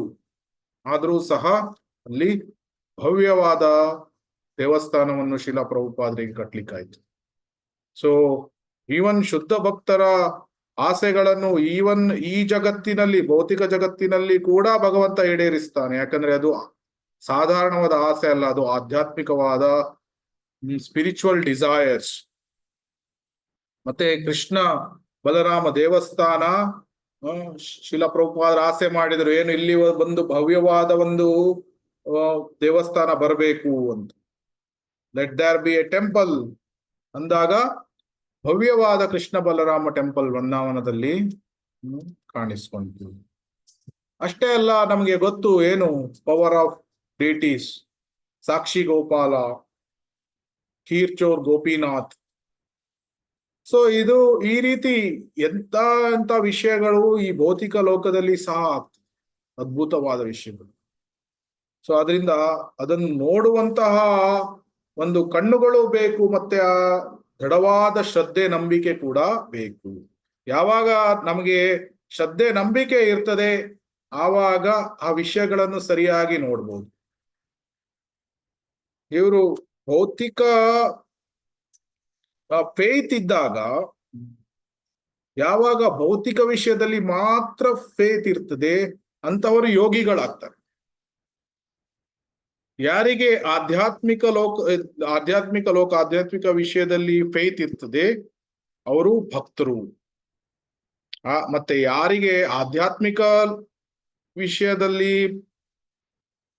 ಫೇತ್ ಇಲ್ಲ, ವಿಶ್ವಾಸ ಇಲ್ಲ, ಮತ್ತೆ ಭೌತಿಕ ವಿಷಯದಲ್ಲೂ ವಿಶ್ವಾಸ ಇಲ್ಲ, ಅಂತಹವರು ಜ್ಞಾನಿಗಳು. ಸೊ ಆದ್ರಿಂದ ಜ್ಞಾನಿಗಳಿಗೆ ಭೌತಿಕ ವಿಷಯದ ಮೇಲೆ ವಿಶ್ವಾಸ ಬಂದಾಗ ಯೋಗಿಗಳಾಗ್ತಾರೆ. ಯೋಗಿಗೆ ಆಧ್ಯಾತ್ಮಿಕ ಪೊಟೆನ್ಸಿ ಅಥವಾ ವಿಷಯದ ಮೇಲೆ ವಿಶ್ವಾಸ ಬಂದಾಗ ಅವನು ಭಕ್ತನಾಗ್ತಾನೆ. ಸೊ ಈ ರೀತಿ ನಾವು ನೋಡಿದ್ವಿ. ಏನು ಬೇರೆ ಬೇರೆ 15ನೇ ಶ್ಲೋಕದಲ್ಲಿ ಪ್ರಮುಖವಾಗಿ ಪರಮಸತ್ಯದ 3 PHS: ಬ್ರಹ್ಮನ್, ಪರಮಾತ್ಮ, ಭಗವಾನ್ ಸಾಕ್ಷಾತ್ಕಾರದಲ್ಲಿ ಭಗವಂತನ ಬೇರೆ ಬೇರೆ ಗುಣಗಳು, ಲೀಲೆಗಳು, ಭಗವಂತನ ರೂಪ, ಭಗವಂತನ ದಿವ್ಯ ನಾಮ, ಇದ್ರ ಬಗ್ಗೆ ನಾವು ಸಾಕ್ಷಾತ್ಕಾರವನ್ನು ಹೊಂದುತ್ತೇವೆ. ಆದ್ರೆ ಇದು ಯಾವುದು ಭಗವಂತನ ಕೃಪೆ ಇಲ್ಲದೆ ನಮಗೆ ಸಾಧ್ಯ ಆಗುವುದಿಲ್ಲ. ಈವನ್ ಜ್ಞಾನಿಗಳಿಗೂ ಸಹ ಅವರಿಗೆ ಮೋಕ್ಷ ಬೇಕಾದ್ರೆ ಭಗವಂತನ ಕೃಪೆ ಬೇಕು. ಜ್ಞಾನಿಗಳಿಗೂ ಭಗವಂತನ ಕೃಪೆ ಇಲ್ಲದೆ ಮೋಕ್ಷ ಸಿಗುವುದಿಲ್ಲ. ಯೋಗಿಗಳಿಗೂ ಭಗವಂತನ ಕೃಪೆ ಇಲ್ಲದೆ ಸಿದ್ಧಿಗಳು ಸಿಗುವುದಿಲ್ಲ. ಸೊ ಅದೇ ರೀತಿ ಭಕ್ತರಿಗೂ ಸಹ ಭಗವಂತನ ಕೃಪೆ ಬೇಕು. ಎಲ್ಲರಿಗೂ ಭಗವಂತನ ಕೃಪೆ ಬೇಕು. ಆದ್ರಿಂದ ಪ್ರಾರ್ಥನೆಗಳನ್ನು ಸಲ್ಲಿಸಬೇಕು. ಅದೇ ಈ 15ನೇ ಶ್ಲೋಕ ಮಂತ್ರದಿಂದ 18ನೇ ಶ್ಲೋಕ ತನಕ ಪ್ರಾರ್ಥನೆಗಳನ್ನು ಸಲ್ಲಿಸುವುದು. ಅದರಲ್ಲಿ ನಾವು ಬೇರೆ ಬೇರೆ ವಿಷಯಗಳನ್ನು ನೋಡಿದ್ವಿ. ಯಾವ ರೀತಿ ಬ್ರಹ್ಮವಾದಿಗಳು ಇರ್ತಾರೆ, ಯೋಗಿಗಳು ಇರ್ತಾರೆ, ಭಕ್ತರು ಇರ್ತಾರೆ. ಆಮೇಲೆ ಹೇಗೆ ಕ್ರಮೇಣವಾಗಿ ಒಬ್ಬನು ಕರ್ಮೀಯ ಸ್ತರದಿಂದ ಜ್ಞಾನಿ ಅಥವಾ ಜ್ಞಾನಿಯ ಸ್ತರದಿಂದ ಯೋಗಿಯ ಸ್ತರದಿಂದ ಕ್ರಮೇಣವಾಗಿ ಕೆಲವರು ಭಕ್ತರಾಗ್ಬೋದು. ಇದಕ್ಕೆ ಎಷ್ಟೊಂದು ಜನ್ಮಗಳು, 10,000 20,000 ಜನ್ಮಗಳು ಬೇಕಾಗ್ಬಹುದು. ಆದ್ರೆ ವೈಷ್ಣವ ಗುರುವಿಗೆ ಶರಣಾದಾಗ, ಶುದ್ಧ ಭಕ್ತನಿಗೆ ಶರಣಾದಾಗ ಇದೇ ಜನ್ಮದಲ್ಲಿ ವೈಕುಂಠ ಲೋಕಕ್ಕೆ ಹೋಗ್ಲಿಕ್ಕೆ ಸಾಧ್ಯ ಇದೆ. ಇದೇ ಜನ್ಮದ ಕೊನೆಯಲ್ಲಿ ಗೋಲೋಕ ಧಾಮಕ್ಕೆ ಹೋಗ್ಲಿಕ್ಕೆ ಸಾಧ್ಯ ಇದೆ. ಅದಕ್ಕಾಗಿ ನಾವು ಭಗವಂತನ ಭಕ್ತರ, ಶುದ್ಧ ಭಕ್ತರ ಆಶ್ರಯವನ್ನು ಪಡಿಬೇಕು. ಅವರು ಭಕ್ತರು, ಶುದ್ಧ ಭಕ್ತರು ನಮಗೆ ಕೃಷ್ಣನನ್ನು ನೀಡ್ತಾರೆ. ಸೊ ಆ ವಿಷಯಗಳನ್ನು ನಾವು ನೋಡಿದ್ವಿ. ಆಮೇಲೆ ಸೇವೆಗಳನ್ನು ಮಾಡುವುದು. ಆಮೇಲೆ ಕೃಷ್ಣ ಸೇ ತುಮಾರ್, ಕೃಷ್ಣ ದೇತೆ ಪಾರ್, ತುಮಾರ ಶಕತಿ ಆಚೆ, ಅಮಿತೋ ಕಂಗಾಲ್, ಕೃಷ್ಣ ಕೃಷ್ಣ ಬೋಲೆ ಧಾಯಿತೋ ಪಾಚೆ ಪಾಚೆ. ಸೊ ಶುದ್ಧ ಭಕ್ತರು, they gift Krishna to us. So ಅಂತ ವಿಷಯಗಳನ್ನೆಲ್ಲ ನಾವು ನೋಡಿದ್ವಿ. ಆಮೇಲೆ ಮಾಯಾವಾದಿಗಳು ತಪ್ಪು ಅರ್ಥ ಮಾಡಿಕೊಳ್ತಾರೆ. ಆದ್ರೆ ಭಕ್ತರು ನಿಜವಾದ ತಿಳುವಳಿಕೆಯನ್ನು ಹೊಂದಿರುವುದರಿಂದ ಅವರಿಗೆ ಸಂಪೂರ್ಣ ಯಶಸ್ಸು ಸಿಗಲಿಕ್ಕೆ ಸಾಧ್ಯ ಇದೆ. ಭಗವಾನ್ ಸಾಕ್ಷಾತ್ಕಾರವನ್ನು ಪಡೆಯಲಿಕ್ಕೆ ಸಾಧ್ಯ ಇದೆ. ಸೊ ಅದಕ್ಕಾಗಿ ಭಕ್ತರು ಭಗವಂತನಲ್ಲಿ ಪ್ರಾರ್ಥನೆಗಳನ್ನು ಸಲ್ಲಿಸ್ತಾರೆ. ಹರೇ ಕೃಷ್ಣ ಕೃಷ್ಣ ಕೃಷ್ಣ ಹರೇ ಹರೇ, ಹರೇ ರಾಮ ರಾಮ ರಾಮ ಹರೇ ಹರೇ. ಯಾರಿಗಾದ್ರೂ ಏನಾದ್ರು ಪ್ರಶ್ನೆಗಳು, ಕಮೆಂಟ್ಸ್ ಏನಾದ್ರು ಇದೆಯಾ, ಕರೆಕ್ಷನ್ಸ್? ಹರೇ ಕೃಷ್ಣ. ಇವತ್ತಿಗೆ 15ನೇ ಮಂತ್ರ ಮುಗೀತು. ನೆಕ್ಸ್ಟ್ ಕ್ಲಾಸ್ ಇಂದ 16ನೇ ಹರೇ ಕೃಷ್ಣ. ಹರೇ ಕೃಷ್ಣ ಪ್ರಭುಜಿ, ದಂಡವತ್ ಪ್ರಣಾಮ್. ಹರೇ ಅಮ್, ಕೃಷ್ಣ. ಈಗ ನಾವು ಕ್ಲಾಸಲ್ಲಿ ಅದೇ ಪ್ರಾರ್ಥನೆ ಸಲ್ಲಿಸಬೇಕು ಅಂತ ಹಾ. ನಾವು ಏನಾಗಿರ್ತದೆ, ರುಟೀನ್ ನಮ್ದು ಏನಿರ್ತದೆ, ಬ್ರಹ್ಮ ಮುಹೂರ್ತದಲ್ಲಿ ಹೇಳುದು, ನಮ್ದು ಜಪ ಮುಗಿಸುದು, ಭಗವಂತನ ಹ್ಮ್. ಪೂಜೆ, ಎದ್ದ ಕೂಡಲೇ ಒಂದು ದಂಡವತ್ ಹಾಕೋದು, ಹೌದು. ಪ್ರಸಾದ ಆಫರ್ ಮಾಡುವಾಗ ದಂಡವತ್ ಮಾಡಿ ನಾವು ಅದು ಏನ್ ರೂಟೀನ್ ಮಂತ್ರಗಳು ಅದೆಲ್ಲ ಹೇಳೋದು, ಹೌದು. ಇದೆಲ್ಲ ನಾನು ಮಾಡ್ತಾ ಇರ್ತೇನೆ ಪ್ರಭು. ಮತ್ತು ರಾತ್ರಿ ಮಲಗೋ ಮುಂಚೆ ಒಮ್ಮೆ ದಂಡವತ್ ಹಾಕೋದು. ಈಗ ಅದು ನನಗೆ ಕ್ಲಾಸಲ್ಲೆಲ್ಲ ಕೇಳಿದಂಗೆ, ಈಗ ಕೆಲವು ಕ್ಲಾಸಲ್ಲಿ ಕೇಳಿದಂಗೆ ಭಗವಂತನನ್ನು ಪ್ರೇಸ್ ಮಾಡಬೇಕು. ಕುಂತಿ ಮಹಾರಾಣಿದು, ಭೀಷ್ಮ ಅವ್ರದ್ದು ಅವದೆಲ್ಲ ಪ್ರೇಯರು, ಇದೆಲ್ಲ ನಾನು ಹೇಳ್ತಾ ಇಲ್ಲ. ಅದು ಹೆಂಗೆ ಮಾಡೋದು ಪ್ರಭು? ಯಾವಾಗಾದ್ರೂ ಓದುವಾಗ ಶ್ಲೋಕಗಳನ್ನ ಓದ್ತೇನೆ. ಅದು ಸಪ್ರೇಟ್ ಆಗಿ ಪ್ರೇಯರ್ ಹೆಂಗೆ ಮಾಡ್ತಾ ಇಲ್ಲ. ಪ್ರೇಯರ್ಗಳನ್ನು ಹಾ ಪ್ರೇಯರ್ಗಳನ್ನು ನಾನು ಹೇಗೆ ಮಾಡ್ಬೇಕು ಅಂತನೋ. ಹೌದು, ರುಟೀನ್ ಆಗಿ ಇದು ಸಂಸಾರ ಧಾವನ ಇದೆಲ್ಲ ಎಲ್ಲ ರುಟೀನ್ ಮಾಡೋದು ಮಾಡ್ತೇವೆ ಎಲ್ಲ ಪ್ರಭು. ಮತ್ತೆ ಅದು ಪ್ರೇಯರ್ ಅಂದ್ರೆ ಮತ್ತೆ ಏನ್ ಮಾಡ್ಬೇಕು ಅಂತ. ಇದರಲ್ಲಿ ಎರಡು ವಿಷಯ. ಒಂದನೇ ವಿಷಯ ಏನು ಅಂದ್ರೆ, ನಾವು ಹರೇ ಕೃಷ್ಣ ಮಹಾಮಂತ್ರ ಜಪಿಸ್ತೇವೆ, ಅದೇ ಒಂದು ಪ್ರೇಯರ್. ಅದನ್ನು ಅರ್ಥ ಮಾಡ್ಕೊಳ್ಬೇಕು. ಅದನ್ನು ಪ್ರೇಯರ್ಫುಲ್ ಆಗಿ ಮಾಡ್ಬೇಕು. ಬರೇ ಮೆಕ್ಯಾನಿಕಲಿ ತಲೆ ಮತ್ತೆ ಇದು ಮನಸ್ಸು ಎಲ್ಲೆಲ್ಲೋ ಹೋಗ್ತಾ ಇರುತ್ತೆ, ಆ ರೀತಿ ಮಾಡಬಾರ್ದು. ಹರೇ ಕೃಷ್ಣ ಮಹಾಮಂತ್ರನೇ ಒಂದು ಪ್ರೇಯರ್. ಏನು? ಓ ಕೃಷ್ಣ, ಓ ಹರೇ, ಓ ಹರ, ಆಮೇಲೆ ಓ ರಾಮ, ನನ್ನನ್ನು ನಿಮ್ಮ ಸೇವೆಯಲ್ಲಿ ನಿಮ್ಮ ಸೇವೆಗಳನ್ನು ನನಗೆ ಕೊಡು. ಸೊ ಇದನ್ನು ಪ್ರೇಯರ್ಫುಲ್ ಮೋಡಲ್ಲಿ ಮಾಡ್ಬೇಕು. ಇದು ಒಂದು ಪ್ರೇಯರೇ, ಹರೇ ಕೃಷ್ಣ ಮಹಾಮಂತ್ರ ಒಂದು ಪ್ರೇಯರೇ. ಇದು ಒಂದು ವಿಷಯ. ಆಮೇಲೆ ಅಪಾರ್ಟ್ ಫ್ರಮ್ ನಾವು ಏನು ದಂಡವತ್ ಆಗ್ತೇವೆ, ನೈವೇದ್ಯಗಳನ್ನು ಸಲ್ಲಿಸ್ತೇವೆ, ಅದರ ಹೊರತಾಗಿ ವಂದನಂ ಅಂತ ಪ್ರಾರ್ಥನೆಗಳನ್ನು ಸಲ್ಲಿಸುವುದು ಸಹ ತುಂಬಾ ಪ್ರಮುಖವಾಗಿದೆ. ನಾವು ದಿನದಲ್ಲಿ ಒಂದು 2 minutes ಅಥವಾ 5 minutes ಭಗವಂತನ ವಿಗ್ರಹದ ಮುಂದೆ ಬಂದು ಪ್ರಾರ್ಥನೆಗಳನ್ನು ಸಲ್ಲಿಸ್ಬೇಕು. ಏನು? ಎಷ್ಟು ಸಾಂಗ್ಸ್ಗಳು ಇದೆ, ಅದನ್ನು ಹಾಡ್ಬೋದು. ಏನು? ಮೊಸಮ ಪತಿತ ಪ್ರಭು ನಪಾಯಿ ಬೇಹಾರ, ನಾನು ತುಂಬಾ ಪತಿತ ಬದ್ಧ ಜೀವ, ನನಗೆ ನಿನ್ನ ಕರುಣೆಗಳನ್ನು ತೋರಿಸು. ಏನು? ಚೈತನ್ಯ ಮಹಾಪ್ರಭುಗಳಿಗೆ ಪ್ರಾರ್ಥನೆಗಳನ್ನು ಸಲ್ಲಿಸುವುದು. ಅಥವಾ ಭಗವಂತನ ಹತ್ರ ಬಂದು ಏನು ಹೇಳ್ಬೇಕಾಗಿಲ್ಲ. ಭಗವಂತ ಅವನಿಗೆ ಫಸ್ಟ್ ಪ್ರೇಯರ್ಗಳನ್ನು ಹೇಳುವ ರೀತಿ ಏನು? ಪ್ರಪ್ರಥಮವಾಗಿ ಗುರು ಪರಂಪರಾ ನೆನಪು ಮಾಡ್ಕೊಳ್ಳೋದು, ಭಗವಂತನನ್ನು ನೆನಪು ಮಾಡ್ಕೊಳ್ಳೋದು. ಆಮೇಲೆ ಫಸ್ಟ್ ಅವನಿಗೆ ಗ್ಲೋರಿಫೈ ಮಾಡ್ಬೇಕು. ಅದೇ ಗ್ಲೋರಿಫೈ ಮಾಡೋದು, ನೀನು ಅದು ಹೆಂಗೆ? ಏನು ಇಲ್ಲ, ಜಾಸ್ತಿ ಏನು ಇಲ್ಲ, ಮನಸ್ಸಿಗೆ ಹೇಗೆ ಬರ್ತದೆ ಸ್ವಾಭಾವಿಕವಾಗಿ. ನೀನು ದೇವೋತ್ತಮ ಪರಮ ಪುರುಷ, ನೀನು ಭಕ್ತವತ್ಸಲ, ಆ ರೀತಿ ಅವನ ಕ್ವಾಲಿಟಿಗಳು ಒಂದೆರಡು ಏನು ಮನಸ್ಸಿಗೆ ಬರ್ತದೆ, ಒಂದೆರಡು ಹೇಳಿದು. ಆಮೇಲೆ ನೆಕ್ಸ್ಟ್ ಗ್ಲೋರಿಫೈ ಆದ್ಮೇಲೆ ನೆಕ್ಸ್ಟ್ ಏನು? ನಾವು ನಮ್ಮ ಪ್ರಾರ್ಥನೆಗಳನ್ನು ಸಲ್ಲಿಸ್ತೇವೆ. ಪ್ರಾರ್ಥನೆಗಳಲ್ಲಿ ಏನು? ಫಾರ್ ಎಕ್ಸಾಂಪಲ್, ನನಗೆ ಫೈನಾನ್ಷಿಯಲ್ ಪ್ರಾಬ್ಲಮ್ ಇದೆ, ನನ್ನ ಜೀವನದಲ್ಲಿ ಈ ರೀತಿ ಆಗ್ತಾ ಇದೆ, ಕೃಷ್ಣ ನಿನಗೆ ಏನ್ ಇಚ್ಛೆ ಇದೆ ಅದರ ಪ್ರಕಾರ ನೀನು ನಡೆಸಿಕೊಡು. ಆದ್ರೆ ನನಗೆ ಯಾವಾಗಲೂ ನೀನು ಶುದ್ಧ ಭಕ್ತಿಯ ಮಾರ್ಗದಲ್ಲಿ ಮುನ್ನಡೆಸ್ಕೊಂಡು ಹೋಗು, ನನಗೆ ಶುದ್ಧ ಭಕ್ತಿಯನ್ನು ನೀಡು. ಇದೆಲ್ಲ ಪ್ರಾರ್ಥನೆಗಳು. ಸೊ ಮನಸ್ಸಿನಲ್ಲಿ ಸ್ವಾಭಾವಿಕವಾಗಿ ಏನ್ ಬರ್ತದೆ ಅದನ್ನು ಪ್ರಾರ್ಥನೆ ಮಾಡ್ಬೇಕು. ಆದ್ರೆ ಯಾವುದೇ ಭೌತಿಕ ವಿಷಯಗಳನ್ನು ನಾವು ಕೇಳಬಾರ್ದು. ಫೈನಾನ್ಸ್ ಪ್ರಾಬ್ಲಮ್ ಇದೆ, ನನಗೆ 5 ಲಕ್ಷ ದುಡ್ಡು ಕೊಡು, 10 ಲಕ್ಷ ಆ ತರ ಕೇಳಬಾರ್ದು. ಭೌತಿಕ ವಿಷಯಗಳನ್ನು ಕೃಷ್ಣ ಅವನಿಗೆ ಗೊತ್ತು, what is bless for us he will give. But ನಮ್ಮ ಪ್ರಾರ್ಥನೆ ಏನು? ನನಗೆ ಈ ರೀತಿ ಫೈನಾನ್ಸ್ ಪ್ರಾಬ್ಲಮ್ ಆಗ್ತಾ ಇದೆ, ನಾನು ನಿನಗೆ ಹೇಳ್ತಾ ಇದ್ದೇನೆ, ನಿನ್ನ ಇಚ್ಛೆ ಏನಿದೆ ಅದರ ಪ್ರಕಾರ ಆಗ್ಲಿ, ಆದ್ರೆ ನನ್ನನ್ನು ಯಾವಾಗ್ಲೂ ನಿನ್ನ ರಕ್ಷಣೆಯಲ್ಲಿ ಇಡು. ರಕ್ಷ ಮಾಂ ಪಾಹಿ ಮಾಂ. ಸೊ ಇದೆಲ್ಲ ಪ್ರಾರ್ಥನೆಗಳು.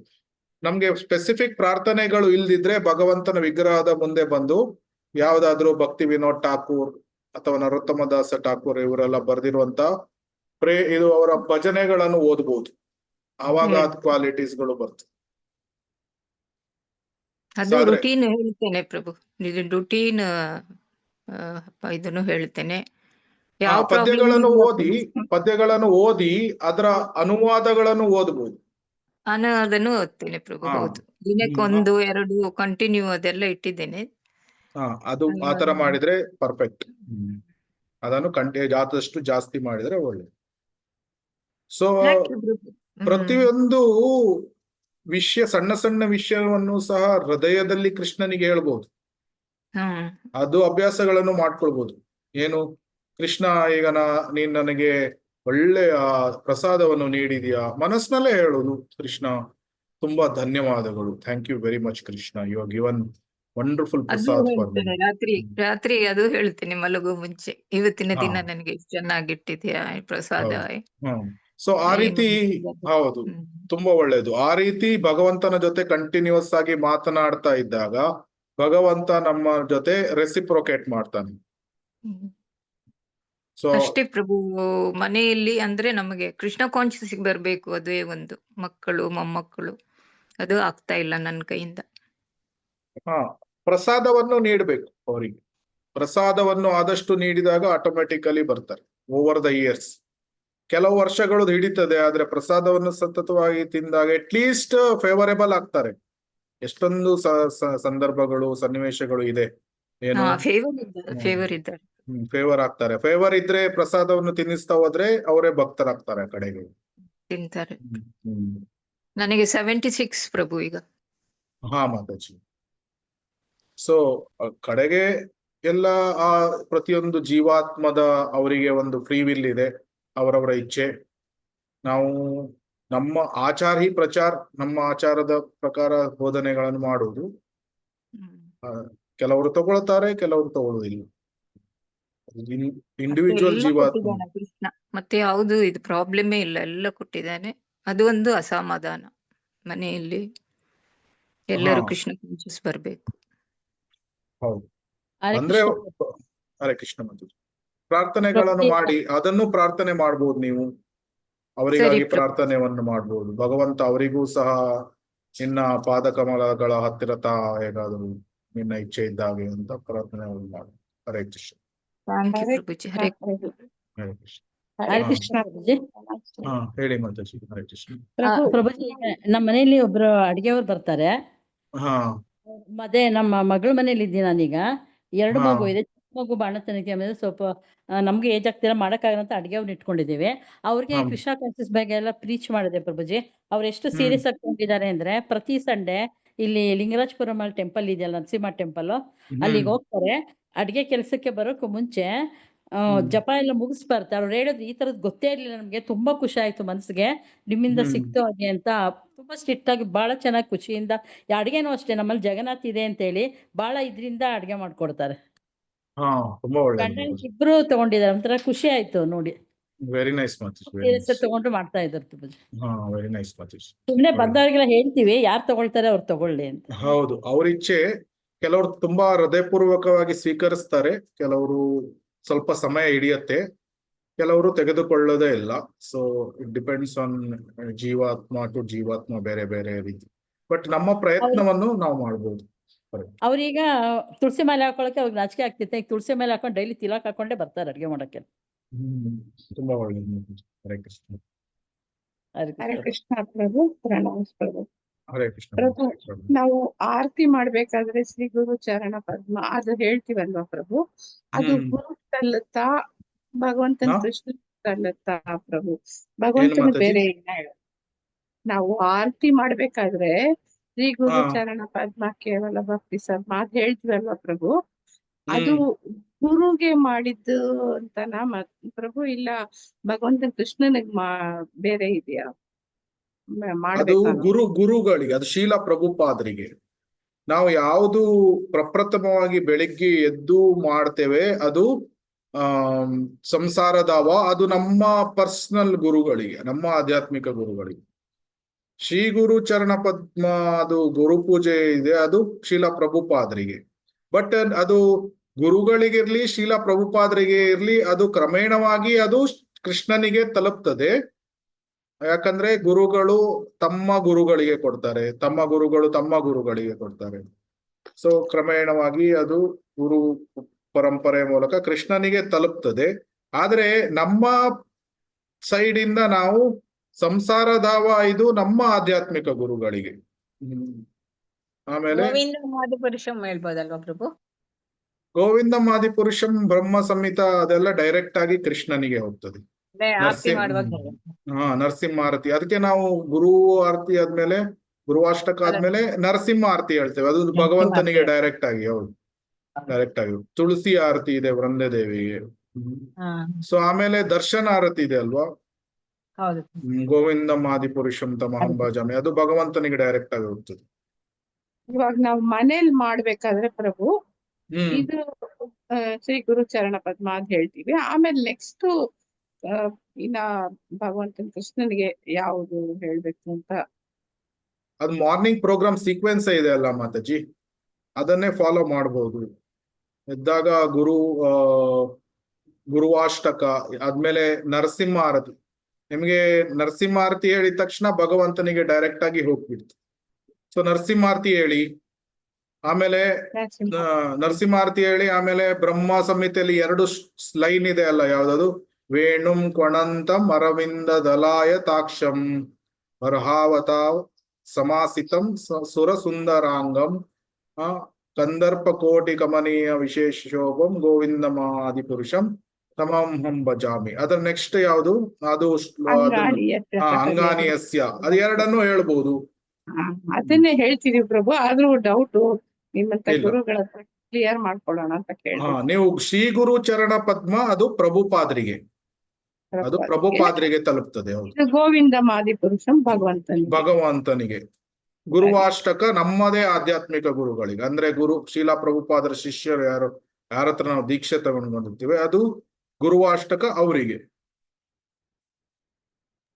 ನರಸಿಂಹ. ಹರೇ ಕೃಷ್ಣ. ಬೇರೆ ಏನಾದ್ರು ಪ್ರಶ್ನೆಗಳು ಇದೆಯಾ? ಓಕೆ, ಸೊ ಬೇರೆ ಪ್ರಶ್ನೆಗಳು ಇಲ್ಲ ಅಂದ್ರೆ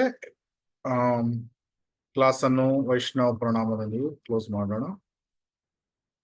ವಾಂಚ ಕಲ್ಪತರುಭ್ಯಶ್ಚ ಕೃಪಾ ಸಿಂಧುಭ್ಯ ಏವ ಚ ಪತಿತಾನಾಂ ಪಾವನೇಭ್ಯೋ ವೈಷ್ಣವೇಭ್ಯೋ ನಮೋ ನಮಃ. ಅನಂತ ಕೋಟಿ ವೈಷ್ಣವ ವೃಂದ ಕಿ ಜೈ. ಶೀಲ ಪ್ರಭುಪಾದ್ ಕಿ ಜೈ. ಶೀಲ ಗುರುದೇವ್ ಕಿ ಜೈ. ತುಂಬಾ ಧನ್ಯವಾದಗಳು. ಹರೇ ಕೃಷ್ಣ. ಹರೇ ಕೃಷ್ಣ ಪ್ರಭುಜಿ. ಧನ್ಯವಾದಗಳು. ಹರೇ ಕೃಷ್ಣ. ಹರೇ ಕೃಷ್ಣ.